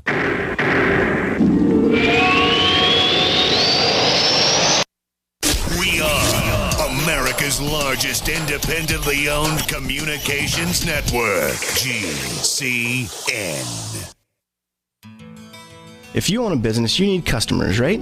Well, your potential customers are listening to this radio program right now, and I can help you reach them. Hi, I'm Matt Brower, a national marketing executive at the radio network responsible for this program. I can help you customize a national radio campaign that fits your budget, large or small, while targeting your specific audience. Contact me to learn how radio advertising can make your business more profitable. mbrower@gcnlive.com. That's mbrower@gcnlive.com.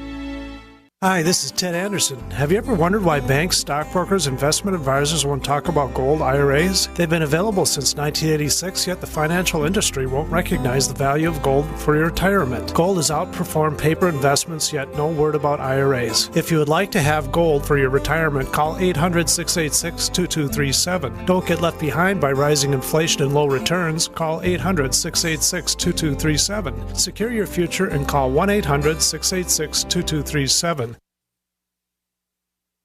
Heart and Body Extract continues to receive positive testimonials from people who have experienced amazing results, like Reed. I just wanted to send you a quick but a very big thank you for Heart and Body Extract. I've been on the formula for nearly a month now. and the improvement in the circulation of my legs has been simply amazing. Reed was facing a tough choice. I was facing surgery due to the severity of the 100% blocked arteries in both my legs. And my decision, waiting for surgery, to say no and try heart and body extract instead, has been thankfully the right decision. And the result? I can now walk up steps without noticeable pain. Order Heart and Body Extract at 866-295-5305, 866-295-5305, or hbextract.com. Heart and Body Extract for a long and healthy life.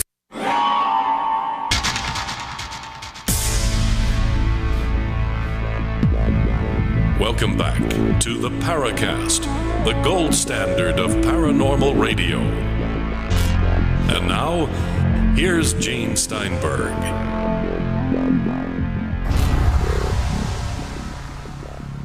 The last 4 segments of our visit with Loren Coleman, we do have a number of questions from our listeners, and maybe if we're going to clean up a few of the topics here and get to those questions. Chris? Great. This is called vamping, ladies and gentlemen. This is one of the great techniques for the age-old broadcasters. When not everybody has the cue card set, because we don't use cue cards on the Paracast. Some people think, we have extensive notes and we read from them, and no.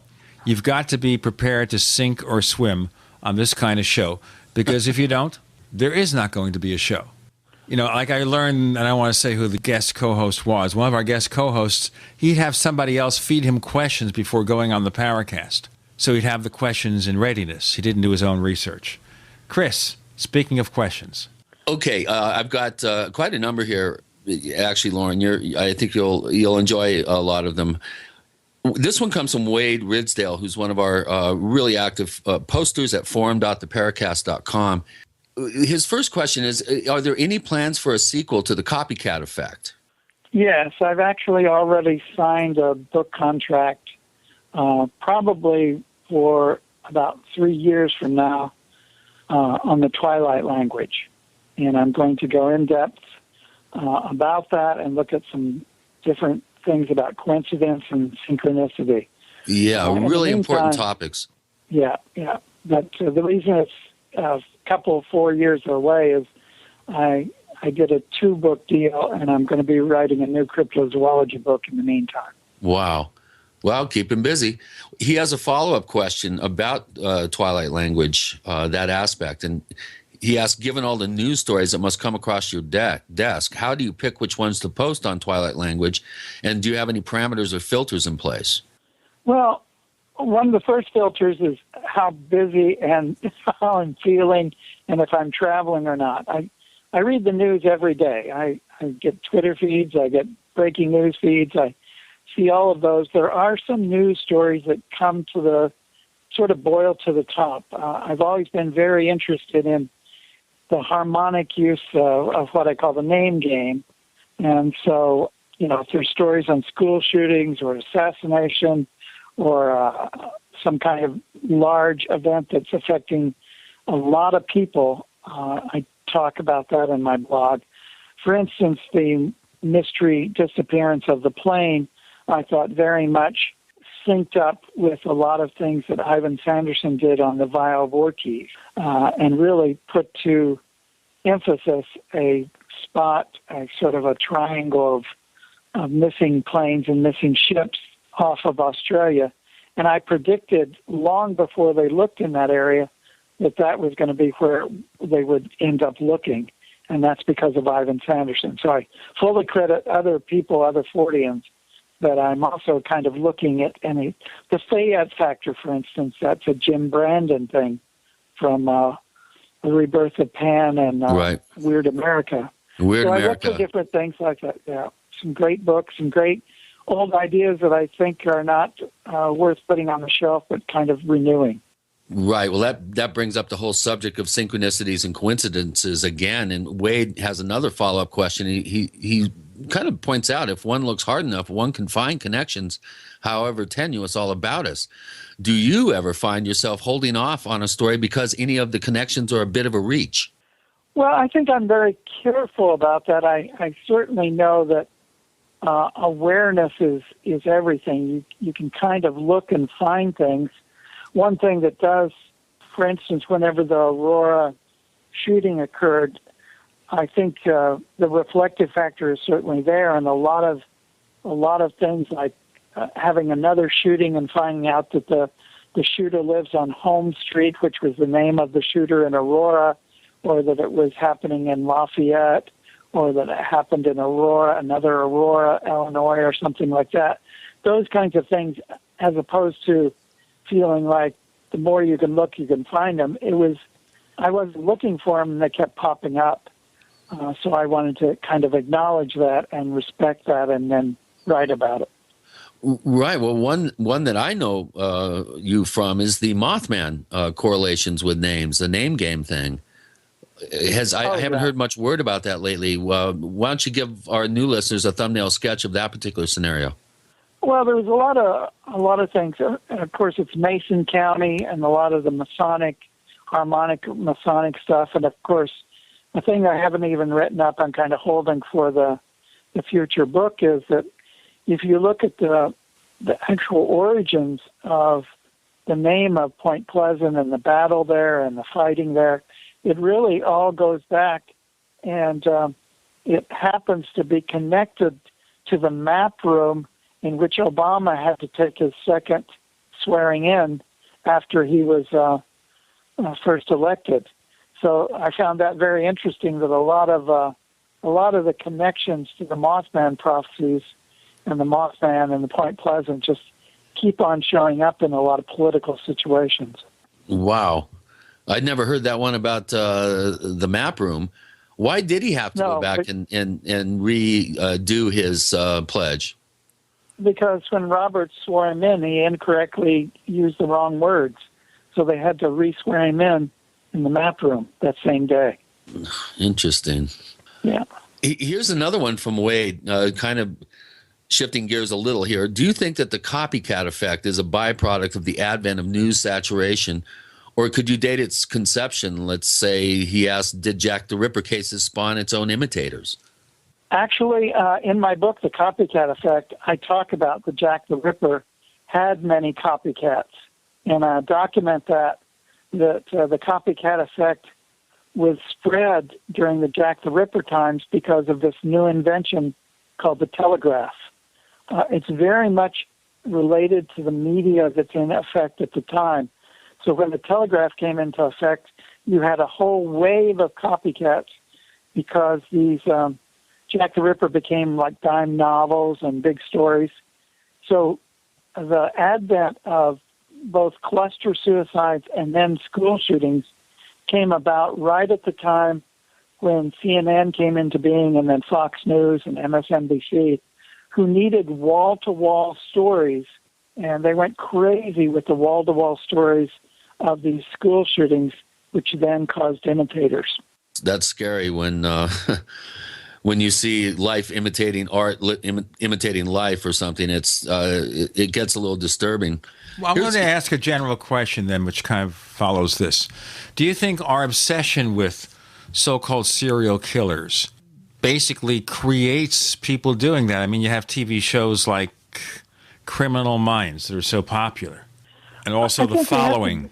I think we certainly have to be careful, and my book is full of examples where people have taken programs back in the day when there was VHS, and they'd put their tape in, and they'd be watching it for hours and hours, and then they'd go out and shoot up a McDonald's, or different movies about the Russian roulette. Deer Hunter. The Deer Hunter was shown so many times in so many different places, and a direct correlation between the people that would watch that movie and then go do it. So, I am somewhat concerned. We are living in a culture of violence in America, after all of the stabbings that happened. You had more stabbings. So it's not just the guns, it's whatever you put in people's hands, they'll take it if it's publicized in front of them. It's a real choice thing. It's vulnerable, emotionally disturbed people who are shown these visual images, these graphic images, and then they feel that's the choice for them. It used to be that people would go out and kill themselves, and it's only really been in the last 25 years where people decided to take other people with them. That's when you got the mass shootings, workplace violence, the mall shootings, the school shootings. That very much can be tracked down and tracked back to some specific incidents, which I document in the book, of course. We have Lauren Coleman joining us. We are segueing a little bit into some other subjects, but we have a lot to talk about with Gene and Chris. You're in the Paracast. Neighbors, are you tired of dealing with a slow web hosting provider? Well, check out A2 Hosting and their screaming fast Swift server platform. They even have SSDs that load pages 300% faster than the competition. Ready to give your site a speed boost? Well, tell you what, neighbors, head on over to a2hosting.com. That's A2, that's number 2, a2hosting.com. Check out their Prime hosting account. And get this, neighbors, they're even giving you an exclusive 25% off discount for all our listeners. 25%. And remember, their Guru Crew support team is standing by 24/7, 365 days a year to answer any of your questions. Now, to get the discount, use the coupon code GENE when you check out. On the average, Americans work between 45 to 50 years, hoping to build up enough wealth to retire and live out their golden years. Unfortunately, with taxation, the rising cost of food, energy, housing, and medical, many retirees are forced to live below the poverty line. Is this a flaw-free enterprise, or is our monetary unit we call the Federal Reserve Note forcing us into perpetual debt, ensuring inflation and higher taxes? These questions and more can be answered by reading G. Edward Griffin's book, The Creature from Jekyll Island. Congressman Ron Paul states it's what every American needs to know about central bank power. A gripping adventure into the secret world of international banking cartel. Hi, this is Ted Anderson. I will give a silver dollar from the early 1900s to anyone who purchases this book.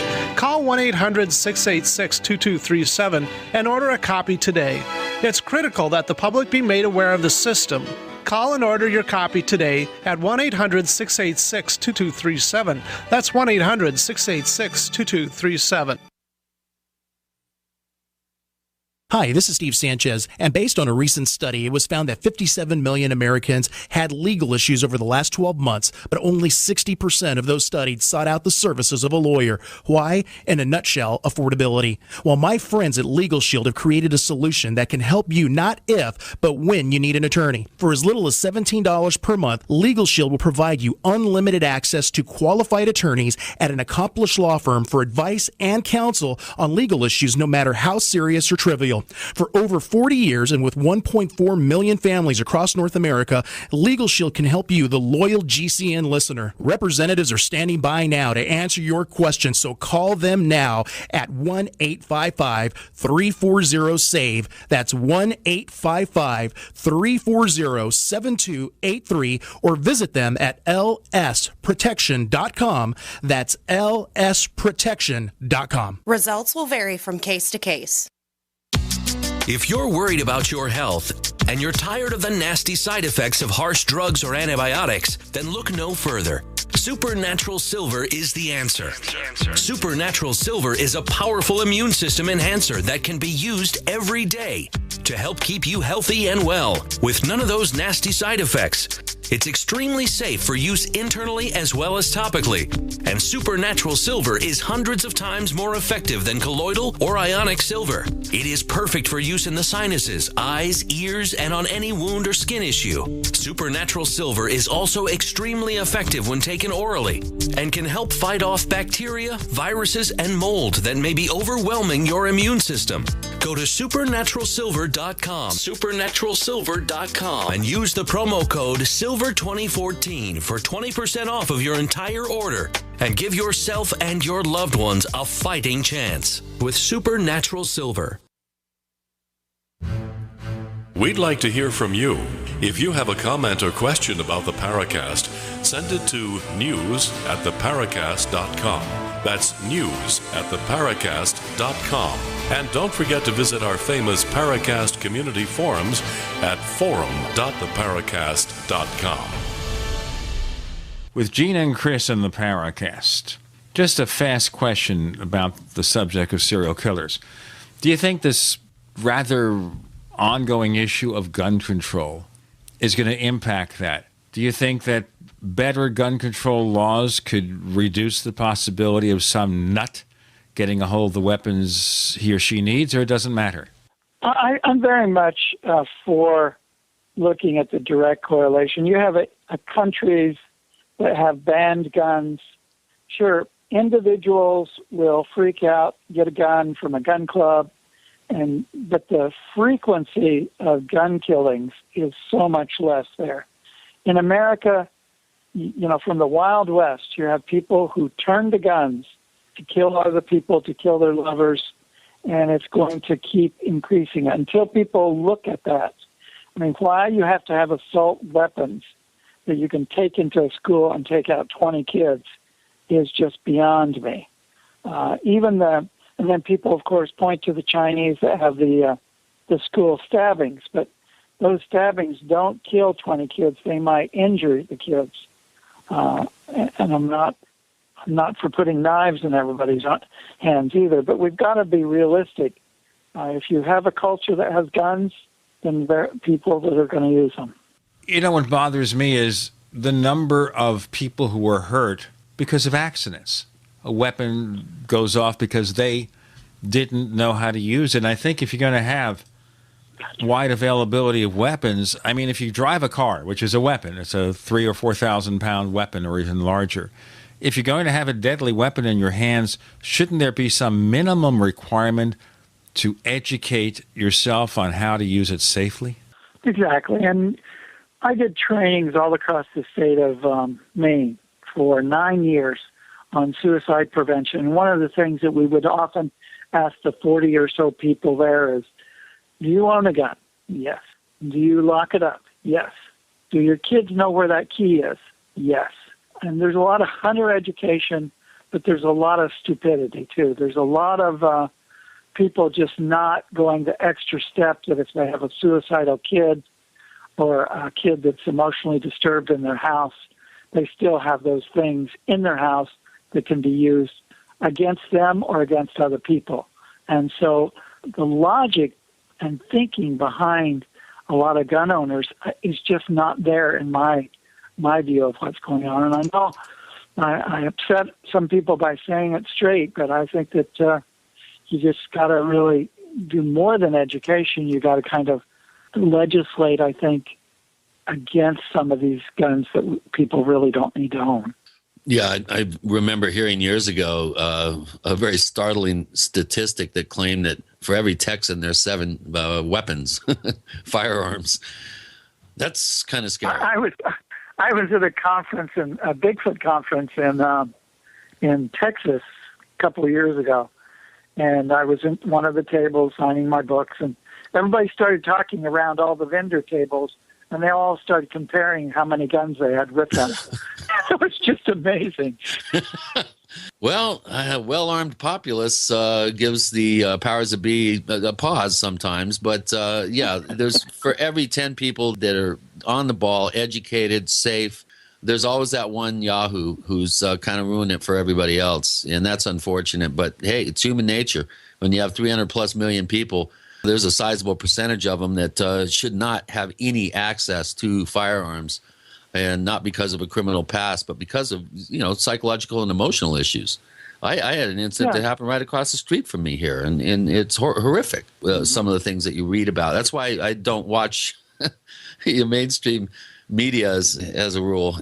Let's shift gears here to another subject that you might be able to help with. This is from Trickster Terrestrial, and he's a brand new sign up at the forum here at forum.theparacast.com.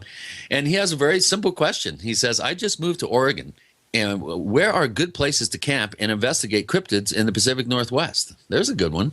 Right. Well, in general, there's a thing called the Oregon Caves that a lot of people do a lot of investigating of Bigfoot sightings. In my book, Bigfoot, The True Story of Apes in America, I did a whole list at the back of that book of 20 different places around the country that have a high concentration of Bigfoot sightings. Or a lot of people go to an area, they want to find Bigfoot, but they also want to be entertained a little bit. So they're looking for a nearby museum or a gift store or a sign on a highway, like in Colorado. There's that sign on the way to Pikes Peak that says Bigfoot Crossing. A lot of people like to have their picture taken next to that. So I point a lot of those things out that really are associated with high Bigfoot areas. Yeah. And that is anywhere in the Pacific Northwest, up and down the Cascades, is as likely a place as any. Obviously, there are places where more sightings are supposedly reported from. But again, just network with some of the local groups there at Trickster Terrestrial, and I'm sure some of the locals there would be able to really also steer you in the right direction for more current locations, possibly. I know there have been a couple of interesting footprint cases in Oregon recently. Okay, and the other thing is to not get in a rut. Really find your own areas too. Yeah, that's true. Well, this kind of brings us to some questions that you've already answered by posted by Psychedelic Alchemist, who's a poster at forum.theparacast.com. But again, he didn't, I don't think, get an answer to this question. What do you think is the single most convincing piece of evidence for the existence of Bigfoot? Now, we did talk about the DNA studies and the like, but out of all the evidence, the physical evidence that we have that we can scientifically test, what do you think is the best one? I think I'm going to have to return again to something I've written quite a bit about, which is the Patterson-Gimlin film. Because if you look at the whole Patterson-Gimlin incident that happened at Bluff Creek, California, right, October the famous 20th, footage. Yeah, if you look at it from the side of it as if it's a pancake, you have a situation where the horses reacted to a smell, that one of the horses actually kicked up, that the men saw something, that they actually took pictures of it, that they looked on the ground and found footprints, that actually in that area it's a high native traditions area, that actually in 1958 there have been other tracks found there and in the area. So as far as a gold standard for a piece of evidence, I would say the whole Patterson-Gimlin situation where you have multiple layers of evidence all kind of coming together in a film that really has not been able to be claimed to be a hoax. It's been analyzed. You can see muscle movement under the fur. There seems to be herniation in some of the leg muscles. I've talked to Bob Gimlin many, many times. He's a credible, down-to-earth guy that doesn't seem to have been involved in a hoax at all. So I'm convinced that that's sort of the Zapruder film of Bigfoot study. Right. And it's really the best piece of evidence. Let's do the break here, guys. With Gene and Chris, you're in the Paracast.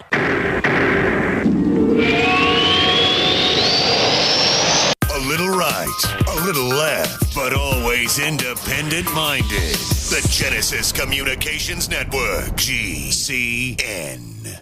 Graphic Converter is the image manipulation tool for the rest of us. It does not use any database. You get full control of all your files. Want to view the images of a folder? Drag it into Graphic Converter and a powerful browser opens up to show your image files. You could use it for slideshows. You could use it to import images from digital cameras or from scanners. Need to do some image editing? You can do that too in Graphic Converter. Also print catalogs. Convert from so many formats I can't even list them. Download now to see if Graphic Converter is good for you, like 1.5 million other users. Guess what? You could save money when you buy Graphic Converter. Use the coupon code Night Owl. Use the coupon code Night Owl to get a special price for Graphic Converter. Go to lemkesoft.com. That's LEMKEsoft.com. Lemkesoft.com. LEMKEsoft.com. I will never forget the day my son Jeremy told me he hated me and slammed the door in my face. I'm behavioral therapist Janet Lehman, Behavior problems can turn the child you love and your life into a nightmare. That's why my husband James and I created the Total Transformation, the step-by-step program that shows you how to fix the worst behavior problems and get your child to respect and listen to you again. No matter what the behavior, defiance, backtalk, angry outbursts, disrespect, we can help you stop it. Now you can get the Total Transformation for free. All you need to do is get the program and let us know how it works for you. You can keep it forever for free. Limited number of free programs available. Call now. 1-888-912-1595. 1-888-912-1595. That's 1-888-912-1595. 1-888-912-1595. We all know that Berkey Water Purification Systems are the most trusted name in water filtration. As an authorized Berkey dealer for over 6 years and serving thousands of satisfied customers, the Berkey Guy offers amazing specials for Berkey Water Filtration Systems. The Berkey Light Systems include a set of self-sterilizing and recleanable black purification elements that purify water by removing chlorine, pathogenic bacteria, cysts, and parasites to non-detectable levels and remove harmful chemicals such as herbicides and pesticides. Order the Berkey Light System today, complete with 2 black Berkey elements for only $231, and the Berkey Guy will ship your order free of charge. With the purchase of a Berkey Light, the Berkey Guy is also offering a set of fluoride and arsenic filters for only $39.99. That's over 30% off the retail price. Call the Berkey Guy at 1-877-886-3653. That's 1-877-886-3653. Or order online at goberkey.com. That's goberkey.com today. There are many things the human body can do very well, but maintaining the proper pH level isn't always one of them. That's where AlkaVision Plasma pH Drops can make a world of difference. AlkaVision Plasma pH Drops helps your body do what's natural. Just a few drops a day helps rid your body of harmful waste and acid while promoting health and restoring vibrance and energy. Alkalizing boosts your immune system and can help fight headaches, irritability, cramping, and insomnia. Alkalizing also helps the body fight depression and even bone loss. To learn more about the importance of alkalizing and how you can find life-changing and vital balance, please visit AlkaVision's brand new website at alkavision.com. Same great products, but now easier to use and more informative than ever before. To get your very own Plasma pH Drops for just $29.95, call 800-518-7615 or visit alkavision.com. That's ALKA vision.com. Alkalize your body and supercharge your health at the new alkavision.com.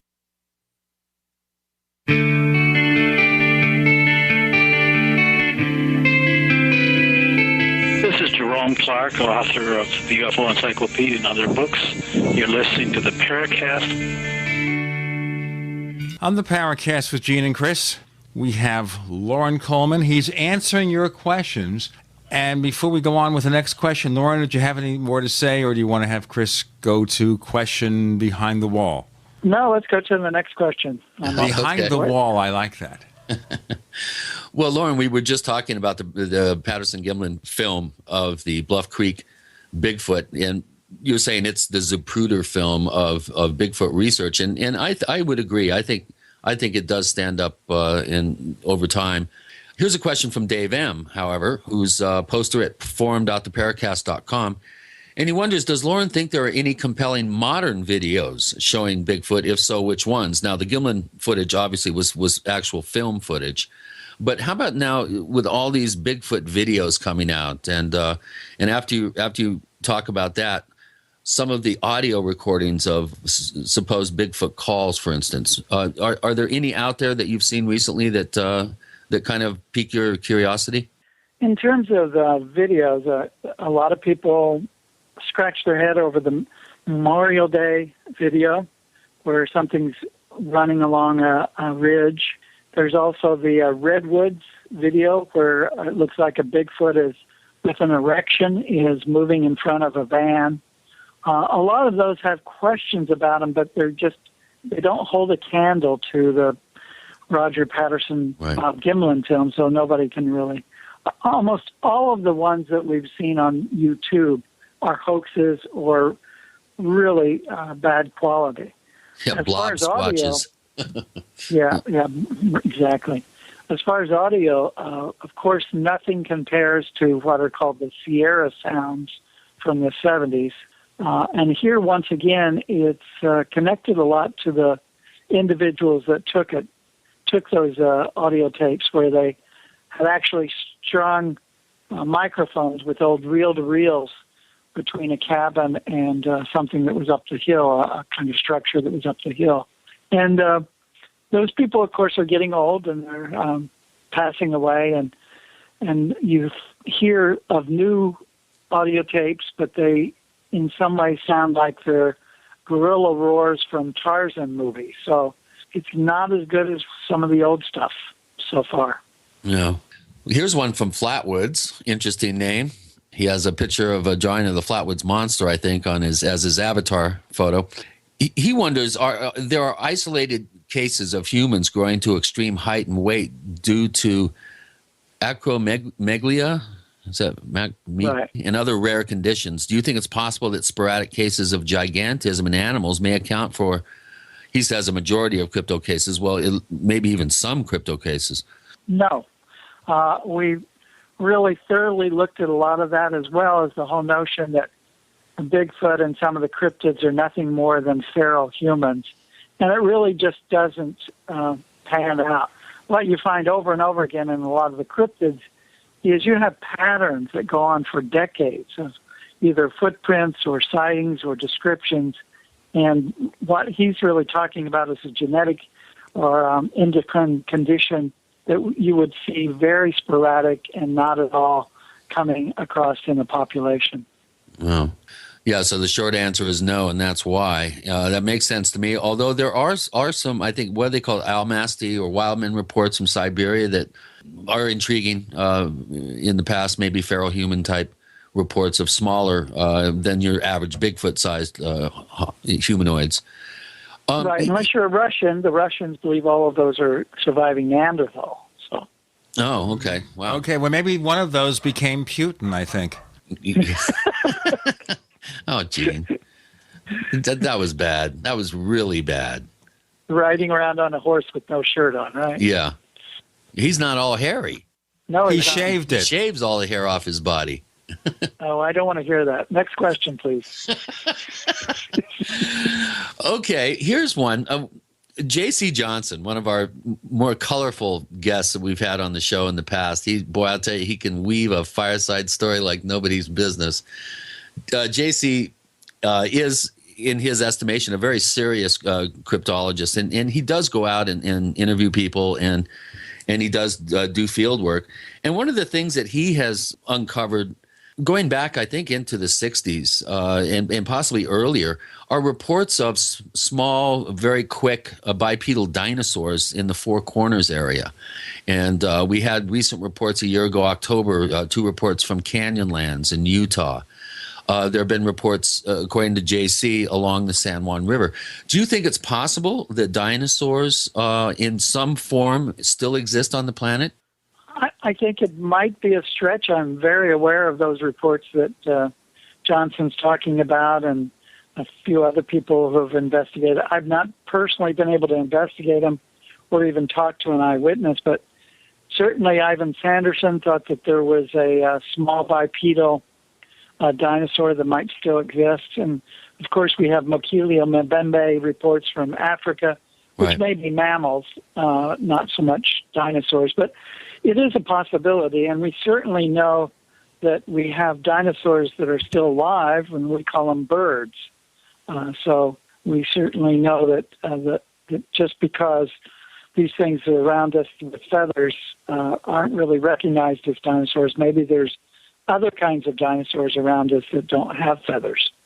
Yeah, well, birds would be the obvious existing vestige of dinosaurs. They probably did evolve into birds. I think science has pretty much determined that. Yeah.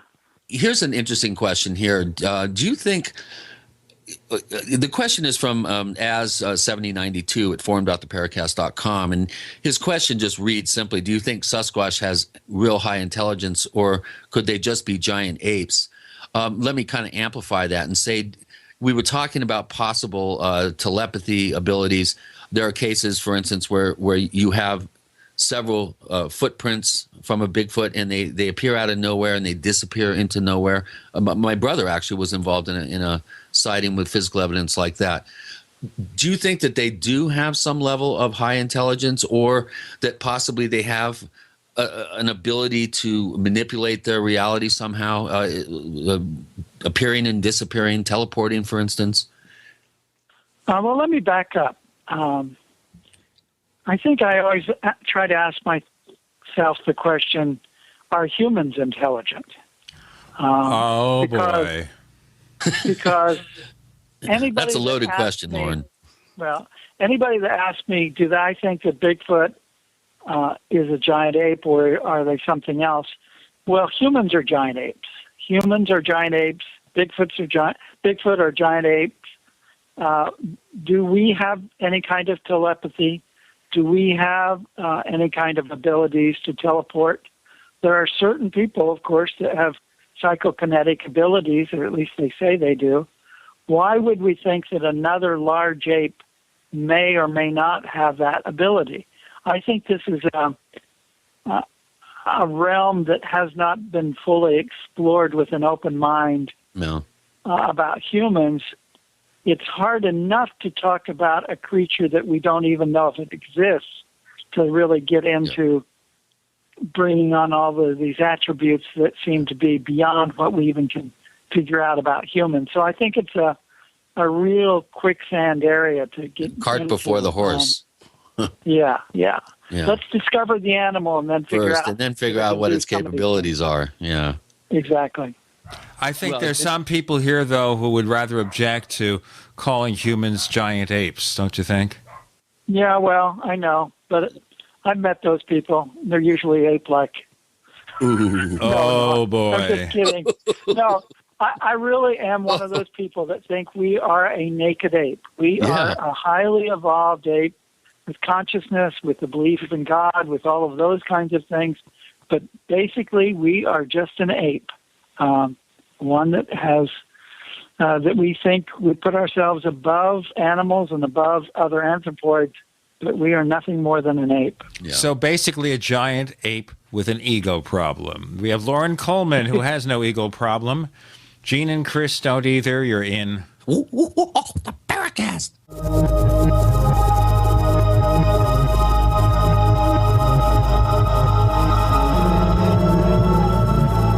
Independently leading the way for the nation. Compelling talk for every political persuasion. We are GCN. Attack of the Rockoids has been well received by critics and readers alike. It's a thrill-a-minute story you'll never forget. A former U.S. military intelligence officer is haunted by intense dreams about a beautiful woman pleading for his help after a terrible battle in outer space. But the dreams turn out to be true and thrust him into a telepathic love affair with a woman whose faraway planet is intent on destroying the Earth. And now the gripping tale continues in The Coming of the Protectors. It's the second book of the Rockoids trilogy, a galaxy-spanning adventure that pits our hapless heroes against powerful, fanatical enemies that threaten the lives of freedom-loving beings everywhere.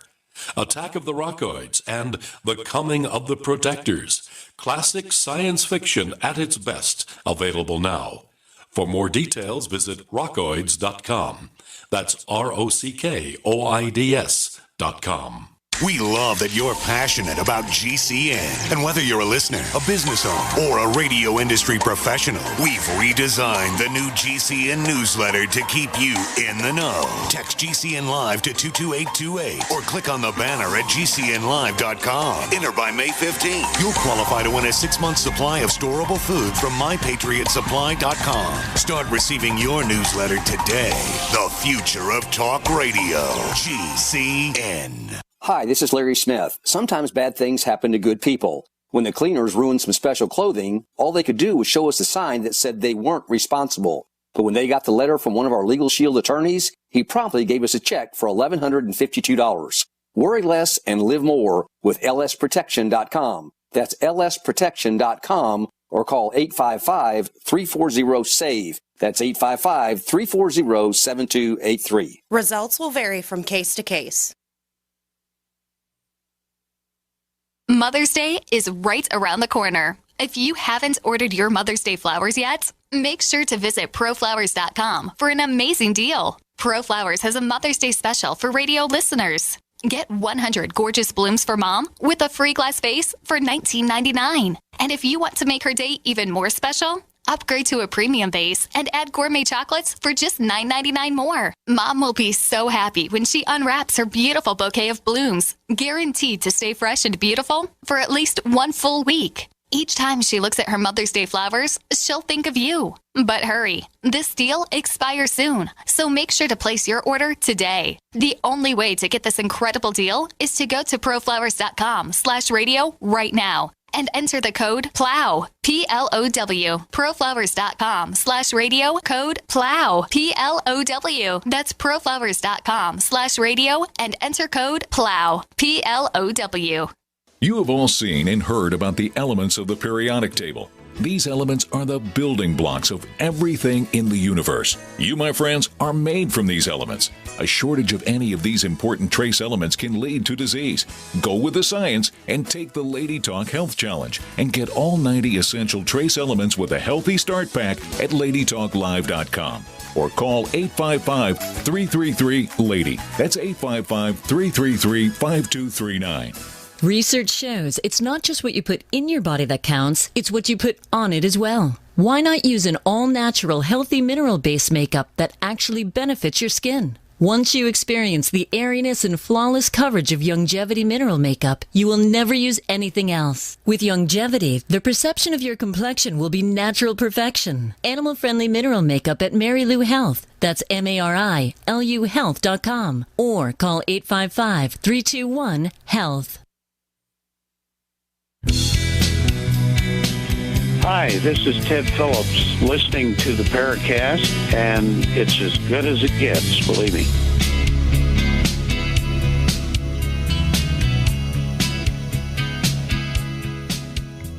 I think we need Andy Serkis on the show. He does Good Apes, I understand. Oh, okay. That All was right. awful. I admit it. All right.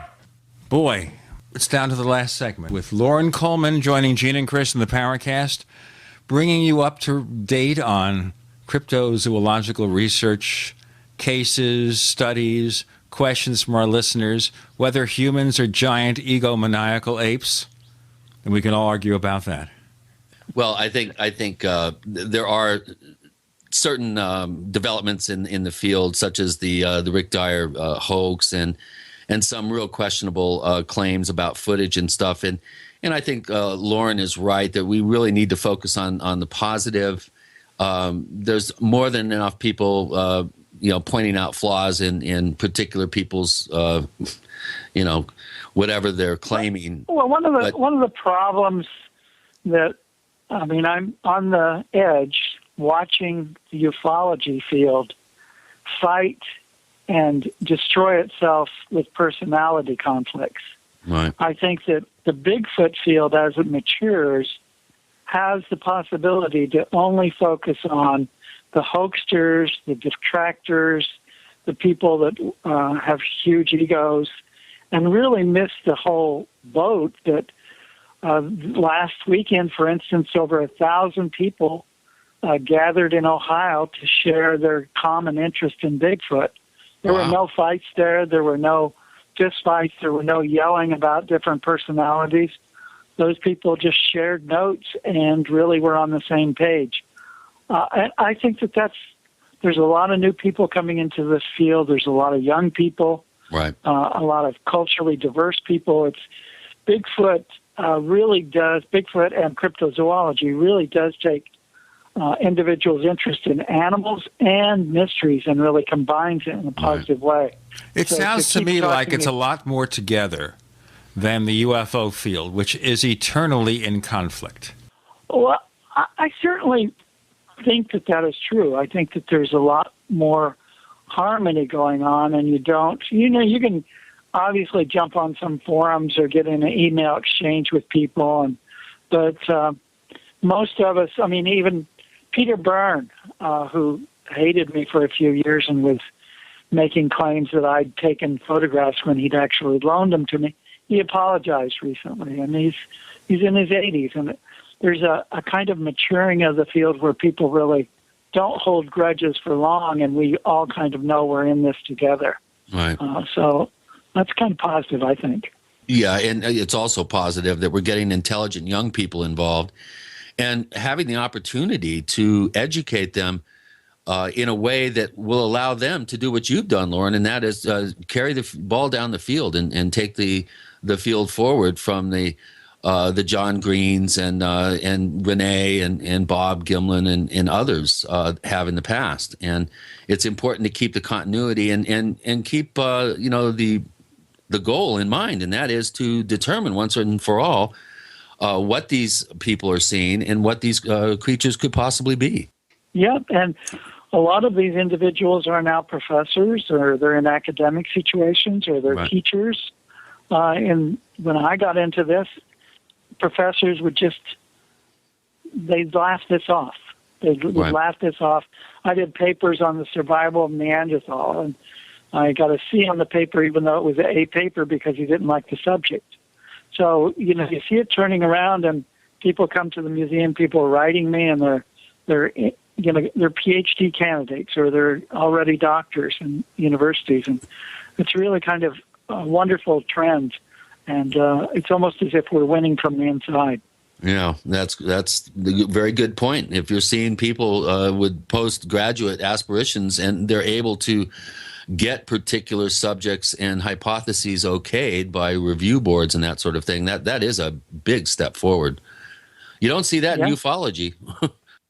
I haven't seen any optical physicist candidates for a doctorate try to study UFOs, or someone involved with diagnostic propulsion or magnetohydrodynamics or some of these other, a little bit off the beaten track scientific subjects. But these are perfect avenues to do that, and I don't see anybody attempting it.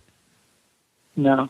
Whereas within cryptozoology and zoology and anthropology, the whole basis that we want to talk to the native peoples, the local peoples, that these creatures are ethno-known as a basis is really caught on, and you have field biologists and conservation workers that are in villages talking to individuals about what animals are out there and then discovering new animals, which is the method of cryptozoology. It doesn't matter to us that Bigfoot's not discovered.